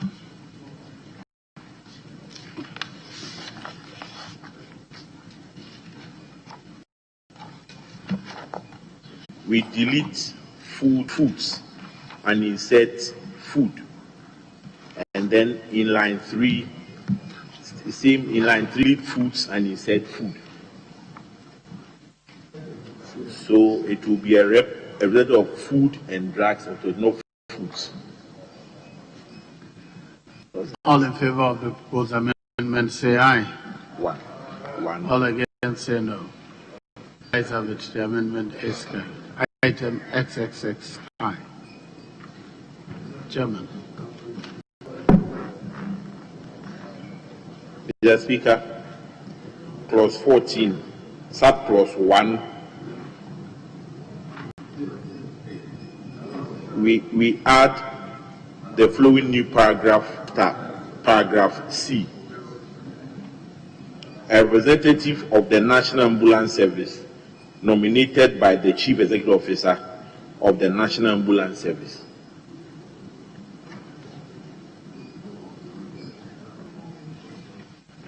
Yes, for the consideration of the House. All in favor of the proposed amendment, say aye. Aye. All against, say no. The ayes have it. The amendment is carried. Item XXXII. Mr. Speaker, amendment proposed, clause 14, subclause 1, paragraph E. We delete paragraph E and insert the following. Medical practitioner not below the a senior specialist with a background in hematology nominated by the Ghana Medical and Dental.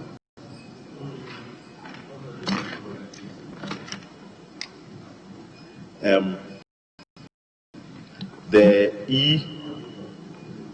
Ghana Society of Hematology It's a voluntary organization, so it means you are going to deprive people who are not members of that society. But this one, they are being selected by the regulatory body, which is the Medical and Dental Council. All in favor of the proposed amendment say aye. All against say no. The ayes have it. The amendment is carried. Item XXIII. Mr. Speaker, amendment proposed, subclause 1, paragraph I, line 3, delete the National Public Health and Reference Laboratory and insert Allied Health Professions Council. Insert what health? Allied Health Professions Council. Very well. Now, members, for the consideration of the House. All in favor of the proposed amendment say aye. All against, the ayes have it. The amendment is carried. Item XXXIV. Mr. Subclause 1, paragraph J, amendment proposed, line 2, delete registrar of the nurses and insert nursing. Where is it? Where is it? So that the new rendition will be a registered nurse not below the rank of a principal nursing officer nominated by the Nursing and Midwifery Council.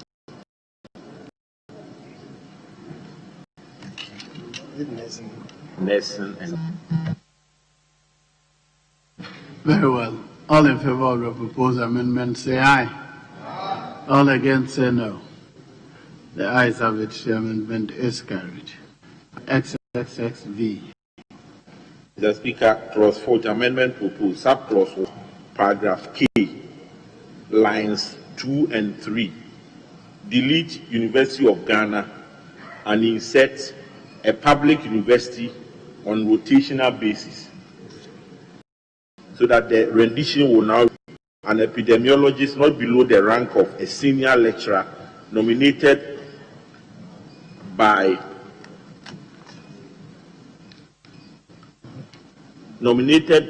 the School of Public Health. The School of Public Health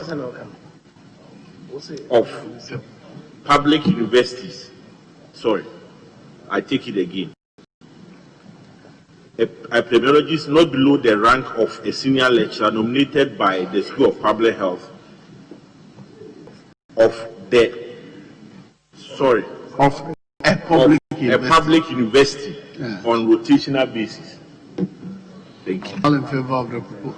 Yes. Mr. Speaker, I support the thinking of the chairman on this. You can be a senior epidemiologist, I hope I get it right, and not be a lecturer. What about that? I mean, I've gone to School of Public Health. I am a graduate of the celebrated John Hopkins University, which is noted reputationally for public health. But I have chosen that I don't want to lecture, but I do have knowledge of the subject matter. Is there like, why? Must all your good advice come from lecturers? No. Anybody with public health background. So my worry is you saying he be lecturer. I don't have a difficulty with the other rendition. But must the person necessarily be a lecturer, Mr. Speaker? You can have an expert who has expertise, but not a lecturer. And this particular area, Mr. Speaker, in Ghana, we do not, it's now that we have improved on our public health training. We didn't used to have so many master's level PhD in that area. So if you can tweet the lecturership, we'll support you. But just for our collective thinking, Mr. Speaker, the person necessarily need not be a lecturer. But I'm an epidemiologist, I support him. Yes.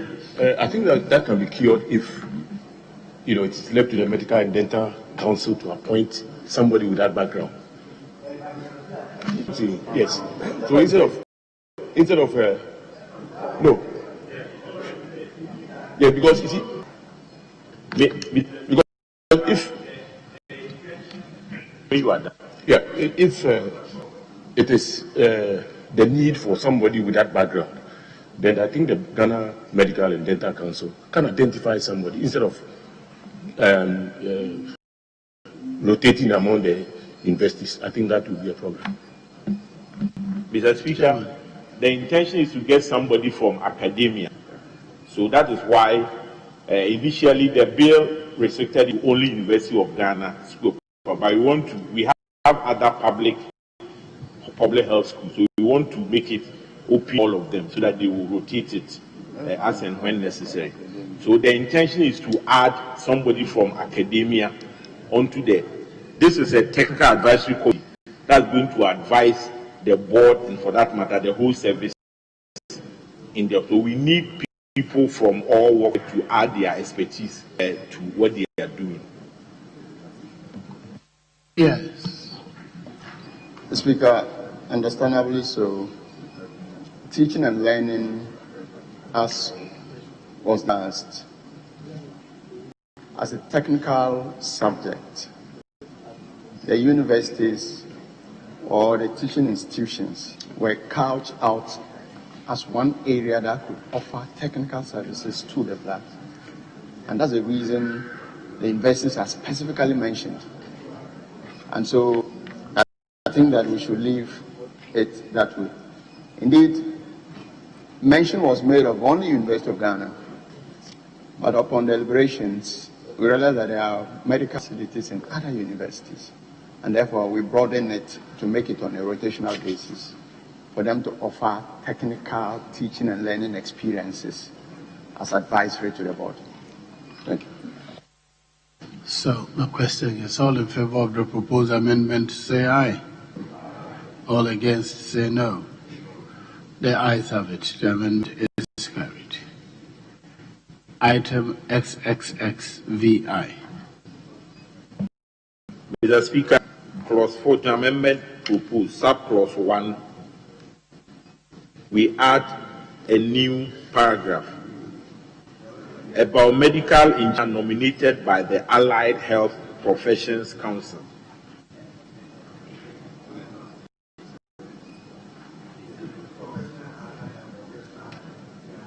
The regulatory body is called Allied Health Professions Council. Professions Council. It's there. It's there. Allied Health Professions Council. Thank you. All in favor of the proposed amendment, say aye. All against, say no. The ayes have it. The amendment is carried. Item XXXVII. Mr. Speaker, clause amendment proposed, subclause 2, line 2. Delete minister and insert board, so that it will be the members of the Blood Service Technical Advisory Committee shall be appointed by the board, the governing board for the National Blood Service. No, this is not the board. This is Technical Advisory Committee. All in favor of the proposed amendment, say aye. All against, say no. The ayes have it. The amendment is carried. Item XXXVIII. Mr. Speaker, clause 4 amendment proposed, subclause 3. Delete and insert the following. The Chief Executive Officer shall designate an officer as secretary to the committee. This is replacing the subclause 3. The secretary today. Here is the secretary to the Blood Service Technical Advisory Committee. But we are replacing it with the Chief Executive Officer shall designate an officer as secretary to the Blood Technical Advisory Committee. Yes. It's not he himself. He himself. Yes. All in favor of the proposed amendment, say aye. All against, say no. The ayes have it. It is carried. item XXXIX. Mr. Speaker, clause 4, the amendment proposed, sub-clause 4. We delete the whole sub. Why? Why? He said,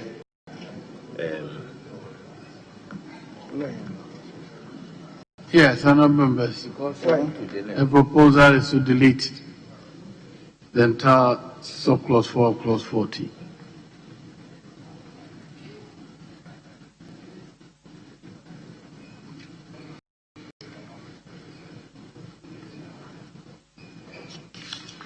Yes, honourable majority leader. Mr. Speaker, I think the 9, I don't know of the committee, the technical advisory committee, establishing another committee. Certainly, the disclosure of interest clause would affect the members of the technical advisory committee.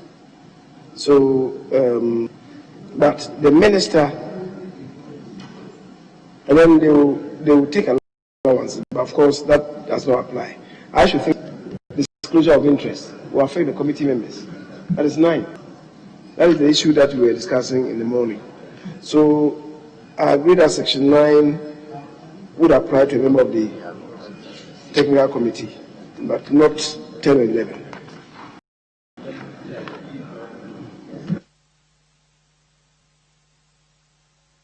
Yes, Chairman, you are proposing the amendment. I'll say yes now. Mr. Speaker, this committee is like they are going to advise the board on technical matters as far as the running of the service is concerned. So all the decisions that they are, it's more or less like a subcommittee of the board. It's not a subcommittee. It's a committee. It's a committee, but they are always going to advise the board on decisions that they take as far as technical issues are concerned. So that's why the intention was not to give them the same conditions as to what the board members will be subjected to. Because whatever they say is not final. They will have to send it to the board to approve before it will take effect. Is that the reason why you don't want the disclosure of interest rules to apply to them? And you don't want the rules regarding allowances to apply to them? These are the two things you're deleting. Yes, honourable member for available leader. Yeah, Mr. Chairman, Mr. Speaker, is the chairman telling us that the membership of the Blood Service Technical Advisory Committee, they will not be entitled to allowance, and that they can, yes, but if you delete 14(4), which says that section 9 and 11 applies to a member of the Blood Services Technical Advisory Committee, then section clause 11 of the bill is dealing with allowance. So you are saying that the clause 11 does not apply to them. Very well. Yes, leader. Mr. Speaker, I now appreciate why they are deleting section 9 and 11, because when you come to section 10.3 says section 9 applies to a member of a committee of the board. And this is a committee of the board. This is a committee of the board. Look at 13. 13 says, without limiting subsection 1 of section 10, the board shall establish the Blood Service Technical Advisory Committee.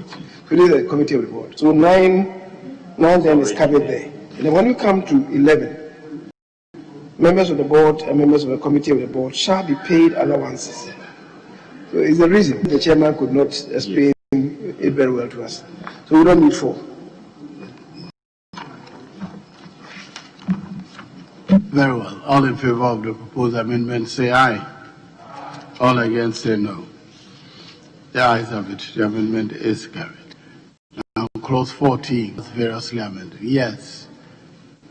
Mr. Speaker, the chairman deleted 14(1)(e) on that. It's a voluntary association. That was what he said. Substituted them. Yes, but the reason it was a voluntary association. And I'm looking at F, a representative of the National Blood Donors Association of Ghana nominated by the National Blood Donors Association. Then if the basis of the E being substituted is that it's a voluntary association, then the F must also not stand.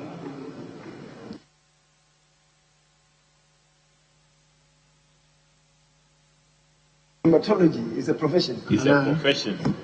Mr. Speaker, the difference is that for the blood donors, they are voluntary private organizations that you want expertise to be on the committee. But for the E, those who have the same expertise but members of that society, if you leave it like this, then you are preventing such people's expertise from being allowed. The professional body regulates all of them. So then once you are in good standing, you stand a chance of also being selected to be with you. So we didn't want to leave anybody out by virtue of he not being ready to join the group. But for the Donors Association, they are the private sector. We want to add them to also add their expertise to the technical advisory committee. All in favor of clause 14 as variously amended part of the bill, say aye. All against, say no. The ayes have it. Clause 14 as amended is ordered to stand part of the bill. Clause 15. Functions of the Blood Service Technical Advisory Committee. No advertised amendment, Mr. Speaker. Yes, Honorable Minority Leader. Mr. Speaker, with your leave and indulgence, the Honorable Bernard Ahiafo just drew my attention. I was following, even though the chairman had asked for the deal of hematology, that category, but I haven't studied medicine like you have done. Hematology are those with specialization on blood and its categories. So why will you take them away from a blood service technical committee? But let me explain. That's the understanding that I have. Let me, leader, let him give me the reconstruction. Because if for any reason they might 16, okay.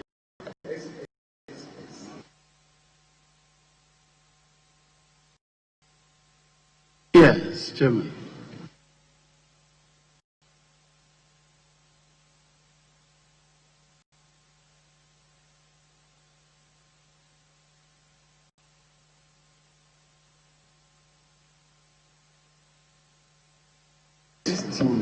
Leader, if I can just say it, the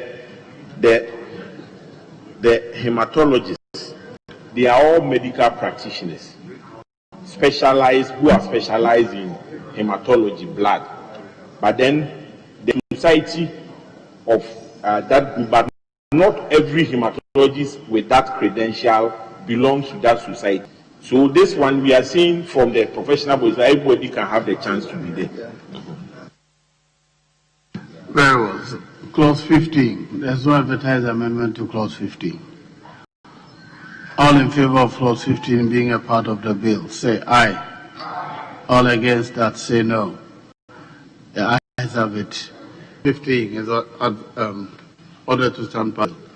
Clause 16. Tenure of office of members of the Blood Service Technical Advisory Committee. Amendment proposed. Chairman. Mr. Speaker, clause 16, amendment proposed, subclause 1, line 2. We delete period and insert term. And then in line 3, we delete, but a member shall not be appointed for more than 2 years, and insert for another term only. so that the rendition will now read: member of the Blood Service Technical Advisory Committee shall hold office for a period for a term of 4 years and is eligible for reappointment for another term only. All in favor of the proposed amendment say aye. Aye. All against say no. The ayes have it. The amendment is carried. Item XLI. Mr. Speaker, clause 6 proposed, clause 3, line 2. Delete minister and insert chairperson of the board.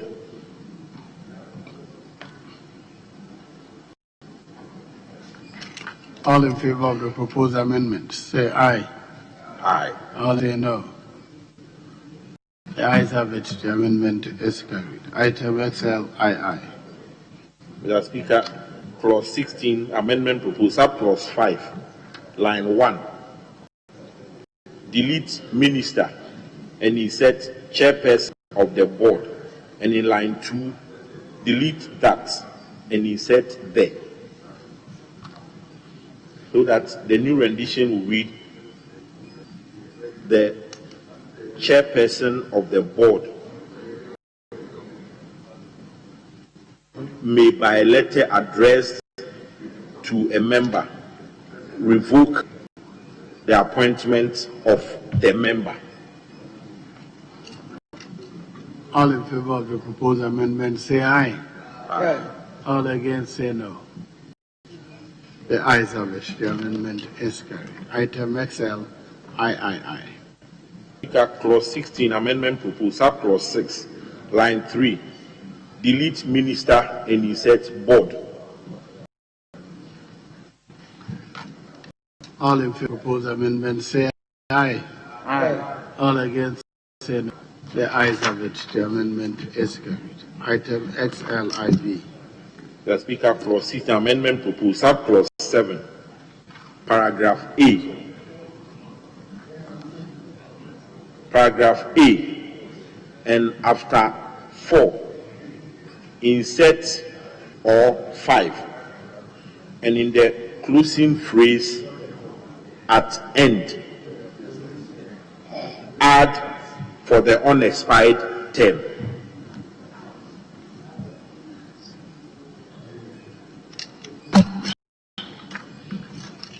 Members, all in favor of the proposed amendment say aye. All against say no. The ayes have it. The amendment is carried. Now clause 16 as yes.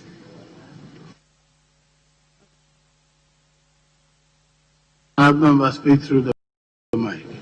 Clause 6 clause 4. It reads: a member of the Blood Services Technical Advisory Committee board. The Speaker is not board. Who is absent from 3 consecutive meetings of the Speaker? Board meeting will be different from the meeting of the Blood Services Technical Advisory Committee. I believe strongly the use of board in line 2 and 3 and 4 is misplaced. It's not board, it's a committee meeting. Yes. Yes. So, yes, it doesn't really have any meaning. For the committee.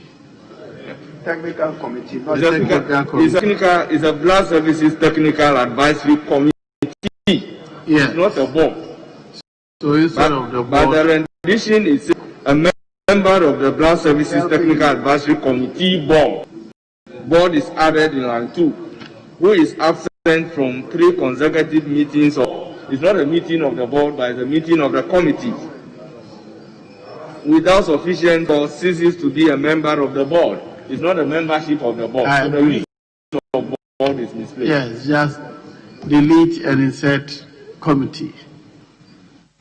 All in favor of the proposed amendment say aye. All against say no.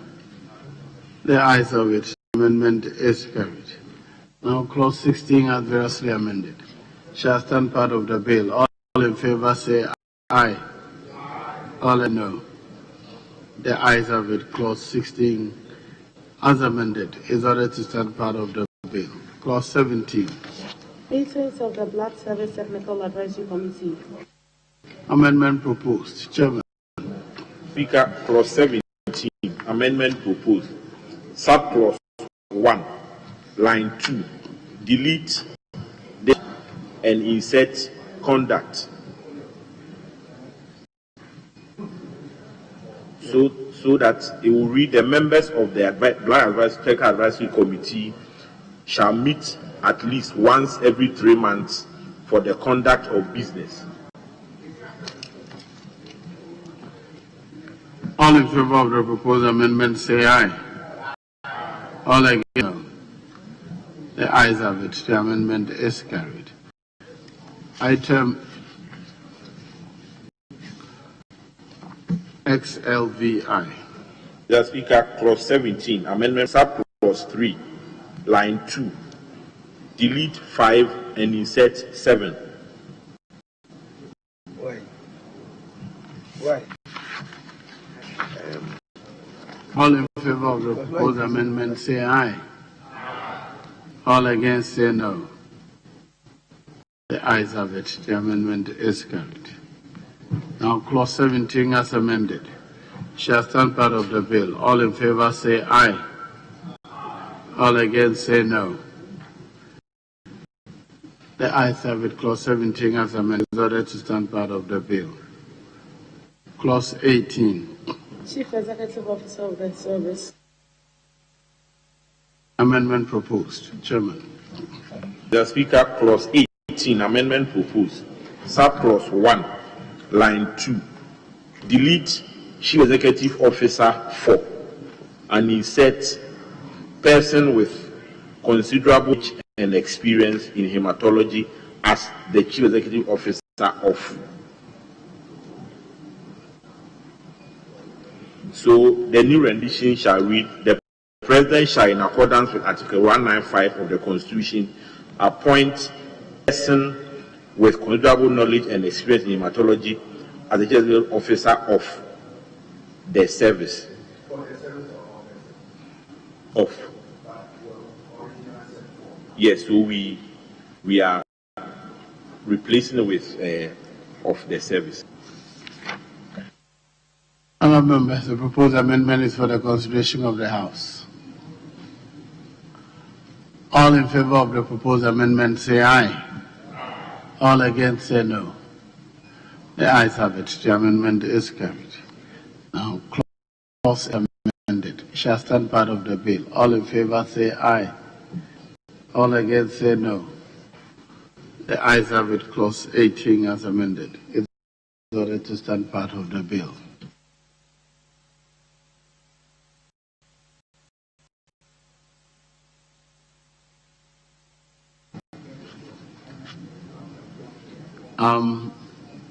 Item XLVIII. Proposed new clause. Mr. Speaker, there's no additional amendment for clause 19, but there's a new clause that is being inserted after clause 18. After clause 18, very well. Clause 19 then. The functions of the Chief Executive Officer. All in favor of 19, yes, leader. Speaker is not major, so, but just the Chief Executive Officer shall perform any other function determined by the board and assigned board, which is proper. Those who went to modern day drafting, is it assigned or determined by the board? Functions assigned by the board. It's a committee. Yeah, assigned. 19.2, the second line. Is it assigned or determined? 19.2, the second line, determined by the board. I would have read it as assigned by the board. We are not used to using. We use determined, and that's fine. We often use the term determined. 19 shall stand part of the bill. All in favor say aye. All against say no. The ayes have it. Clause 19 is ordered to stand part of the bill.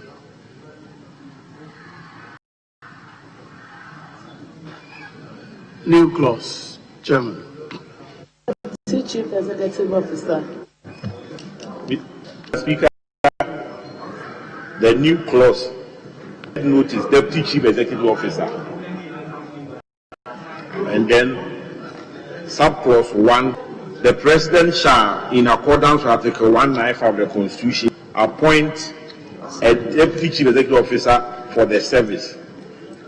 Subclause 2, the Deputy Chief Executive Officer shall hold office on the terms and conditions specified in the letter of appointment. Subclause 3, the Deputy Executive Officer shall assist the Executive Officer in the performance of functions this Act. B is responsible for the Executive Officer in the performance of functions, and C shall perform any other function assigned by the board. Subclause 4, the Deputy Executive Officer shall act in the absence of the Executive Officer. Honorable, yeah, sufficient, that's advertised, but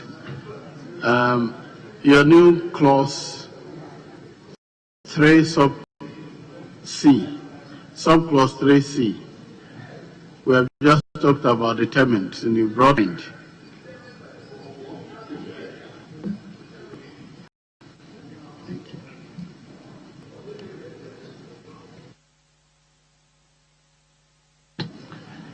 Yes, so we'll delete assign and insert determined.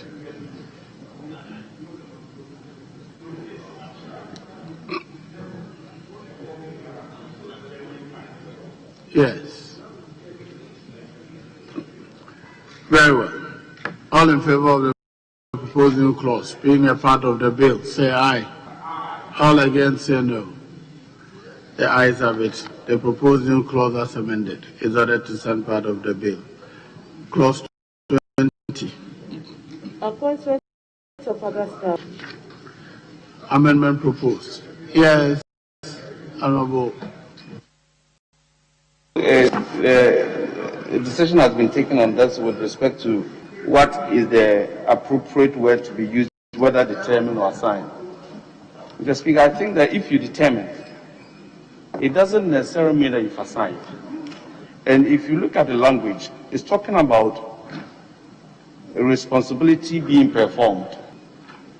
So if that is the essence of the expression, then, Mr. Speaker, the appropriate word, which we have been using for a very long time, is assign, but not because determine is completely different from as a responsibility. So, Mr. Speaker, I would want to propose that we rather use assign instead of determined. Because determined doesn't really mean that you've given the responsibility out for performance. I so move, Mr. Speaker. Yes, ranking member. This is power relations. Someone must determine your functions, not assign functions, but determine this is what you do. When you set up a board, the board will determine what you will, not assign, determine what you will do. The board makes that determination. So, I mean, and that is the language of the law. Determination means that it's a question of power.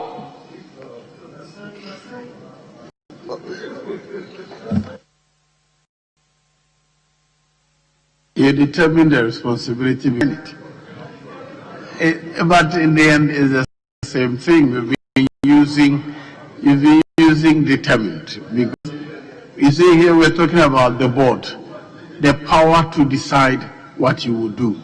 And that is the board that has the power. Otherwise, assignments may be not. Yes, Honorable Member for Achuma Kwanguma. Thank you, Mr. Speaker. In order to bring the two colleagues together, why don't we use both words, determined and assigned by the board? Determined and assigned by the board. We can use both.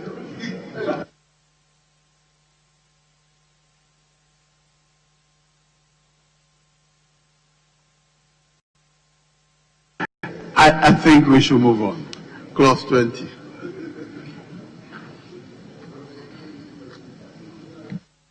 Appointment of other staff. Amendment proposed, Chairman. Yes. Clause 20. Amendment clause 1, line 3. Delete proper and efficient conduct and insert effective and efficient performance. All in favor of the proposed amendment say aye. All against say no. The amendment is carried. The Speaker, clause 20, amendment proposed, sub-clause 3, line 1. Delete service and insert board, and further delete board and insert chief executive officer, so that the new rendition will be the board, when the recommendation of chief executive officer, engage the service of consultants and advisors. All in favor of the amendment say aye. All against say no. The ayes have it. The amendment is carried. Now, clause 20 as amended shall stand part of the bill. All in favor say aye. All say no. The ayes have it. Clause 20 as amended is ordered to stand part of the bill. Clause 21.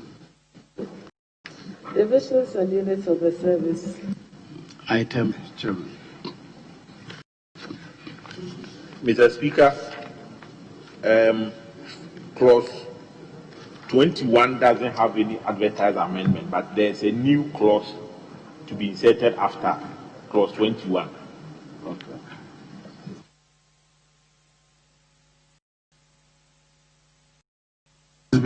What is before me is clause 21, amendment proposed, line 3, efficient, insert effective. Mr. Speaker, sorry, I moved ahead. That is, sorry.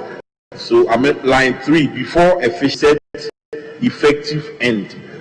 The new rendition will read, the board may, with the approval of the minister, establish divisions and units of the service that the board considers necessary for the effective and efficient performance of the functions of the service. All in favor of the proposed amendment say aye. All against say no. The ayes have it. The amendment is carried. Now, clause 21 as amended shall stand part of the bill. All in favor say aye. All against. The ayes have it. Clause 21 as amended is ordered to stand part of the bill. Proposed new clause. Mr. Speaker, proposed new clause. Amendment proposed. Head note is blood centers, and just one clause, sub-clause. The service shall have blood centers in the regions and this determined by the board. All in favor of the proposed amendment say aye. All against. The ayes have it. Amendment is carried. Now the new clause is ordered to stand part of the bill. In favor say aye. Yes. We are nowhere near 24 yet.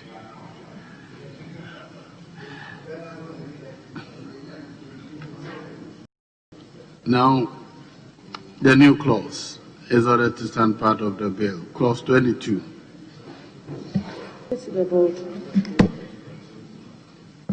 Yes, Chairman. Clause 22, amendment proposed.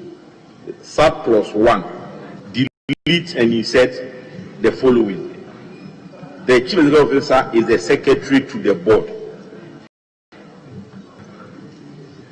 All in favor of the proposed amendment say aye. Aye. All against say no. The ayes have it. The amendment is carried. Item LIV. Clause 22, amendment proposed, sub-clause 2, paragraph B,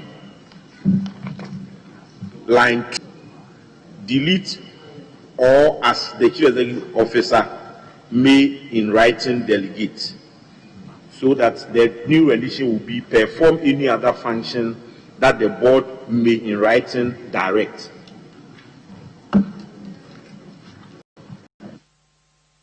All in favor of the proposed amendment say aye. Aye. All against say no. The amendment is carried. Item LV. Chairman.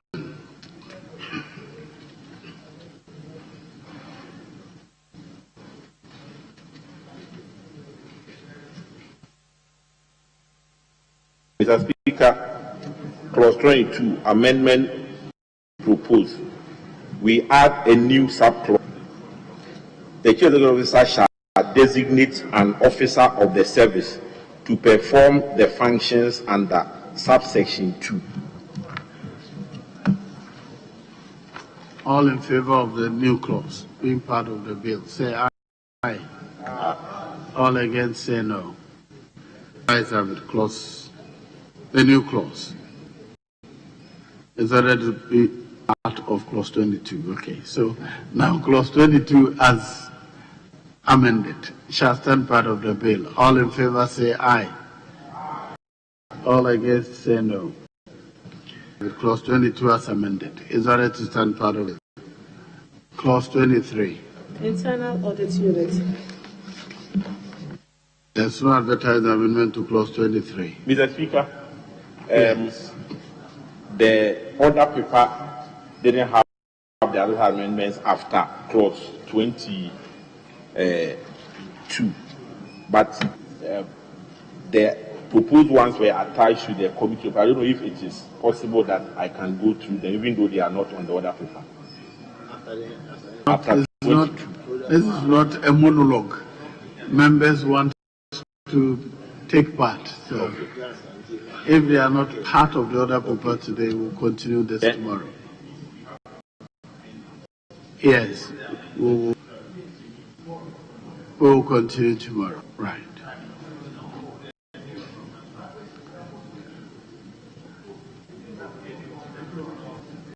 This,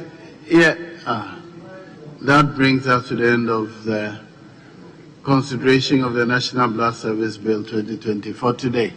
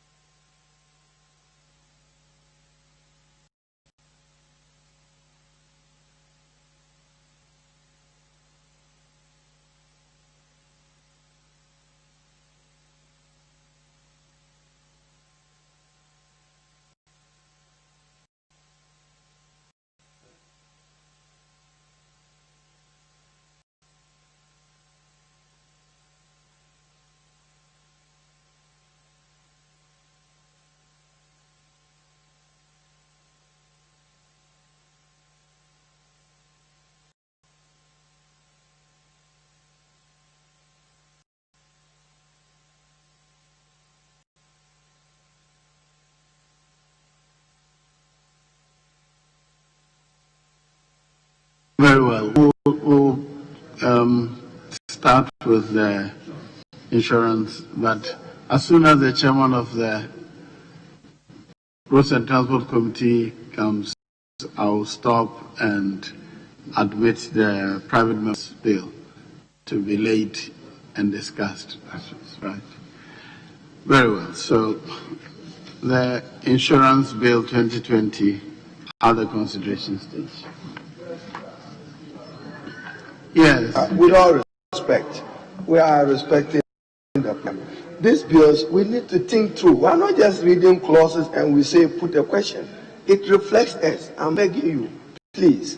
Tomorrow, that is the understanding. I had understand with leader that when we are done with blood, we will close. We are done with blood. You said where you have reached should be the end. Now, Speaker, so we shouldn't push it tomorrow. Leader, I was wondering, when was the insurance bill late? When was the bill? Insurance bill. The committee's report.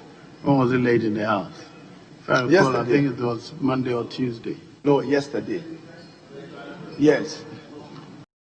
What is O? The record is what is O? The record is we shouldn't be starting. Mr. Speaker, it's such an important. We shouldn't be starting into it. No. The minority leader should confer with. I'm just seeking information. His members. The insurance bill has been in place for a very long time. No, I'm talking about when the report was late. We did the second reading. When Tuesday. We are done with the second reading. We are done. So it's not. We did the 3 days ago. Yes, if I recall. That is why, Mr. Speaker, as a matter of fact, that is why the orders are not being suspended. It's gone through the 48 hours. It's prime for the bill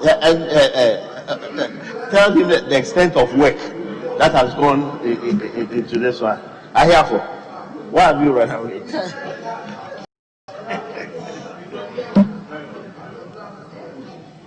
Who said that? Well,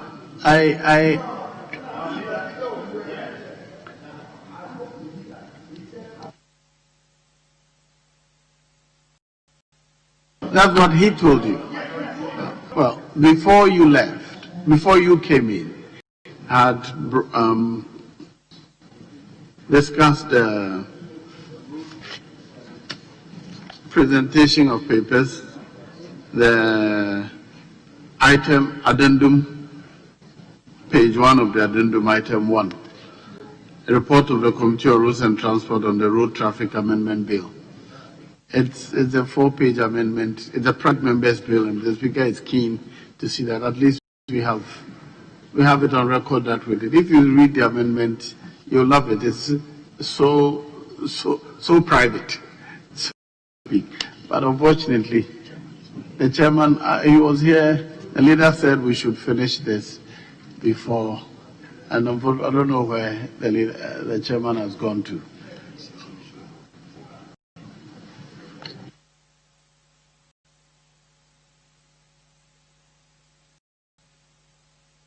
Yes, Chairman of the Finance Committee. Yes, yeah. The insurance bill doesn't have any advertised amendments from clause 1 through to clause 5. So if we start, then properly so the clause 6 here would be the reference point next time. There are no advertised amendments, clause 1 to 5. And it's a 256 clause bill. We know that amendments are not many. Mr. Speaker, I hope I have the floor. Just the table. They should advise Mr. Speaker, even at business committee, I drew leader attention that the bulky nature of insurance bill, he should prioritize. In that meeting, you were there. He said public-private partnership and anti-money laundering were of priority. We have given you full cooperation. I'm saying tomorrow, and Mr. Speaker, sincerely, we read through this thing. We just don't, we are not, because he has no advertised amendment, it must pass. No. To reflect, the insurance industry is such an important industry. So tomorrow, we go through it. We'll go home and then read. Yes, available leader. Which of you is the available leader? Let me listen to the available leader. Frankly, my interest is not in the insurance bill. My interest is in the private members bill. No, we are not. But because the chairman of the bill is not here, I understand he's already left, so we can't get him to come. So,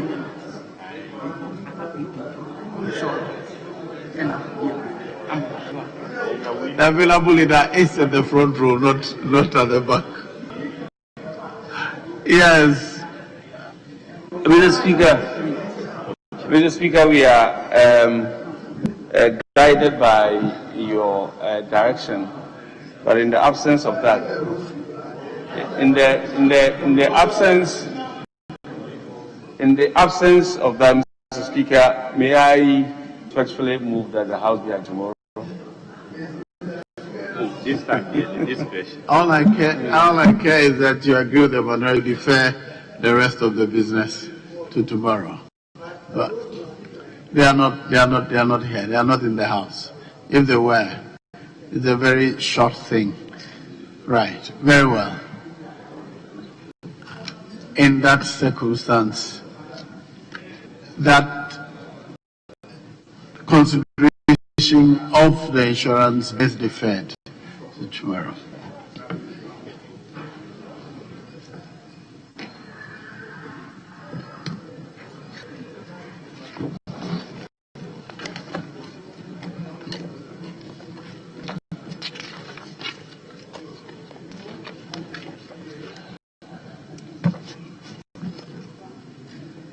The House is adjourned to Friday, 18 December 2020 at 10 o'clock in the forenoon.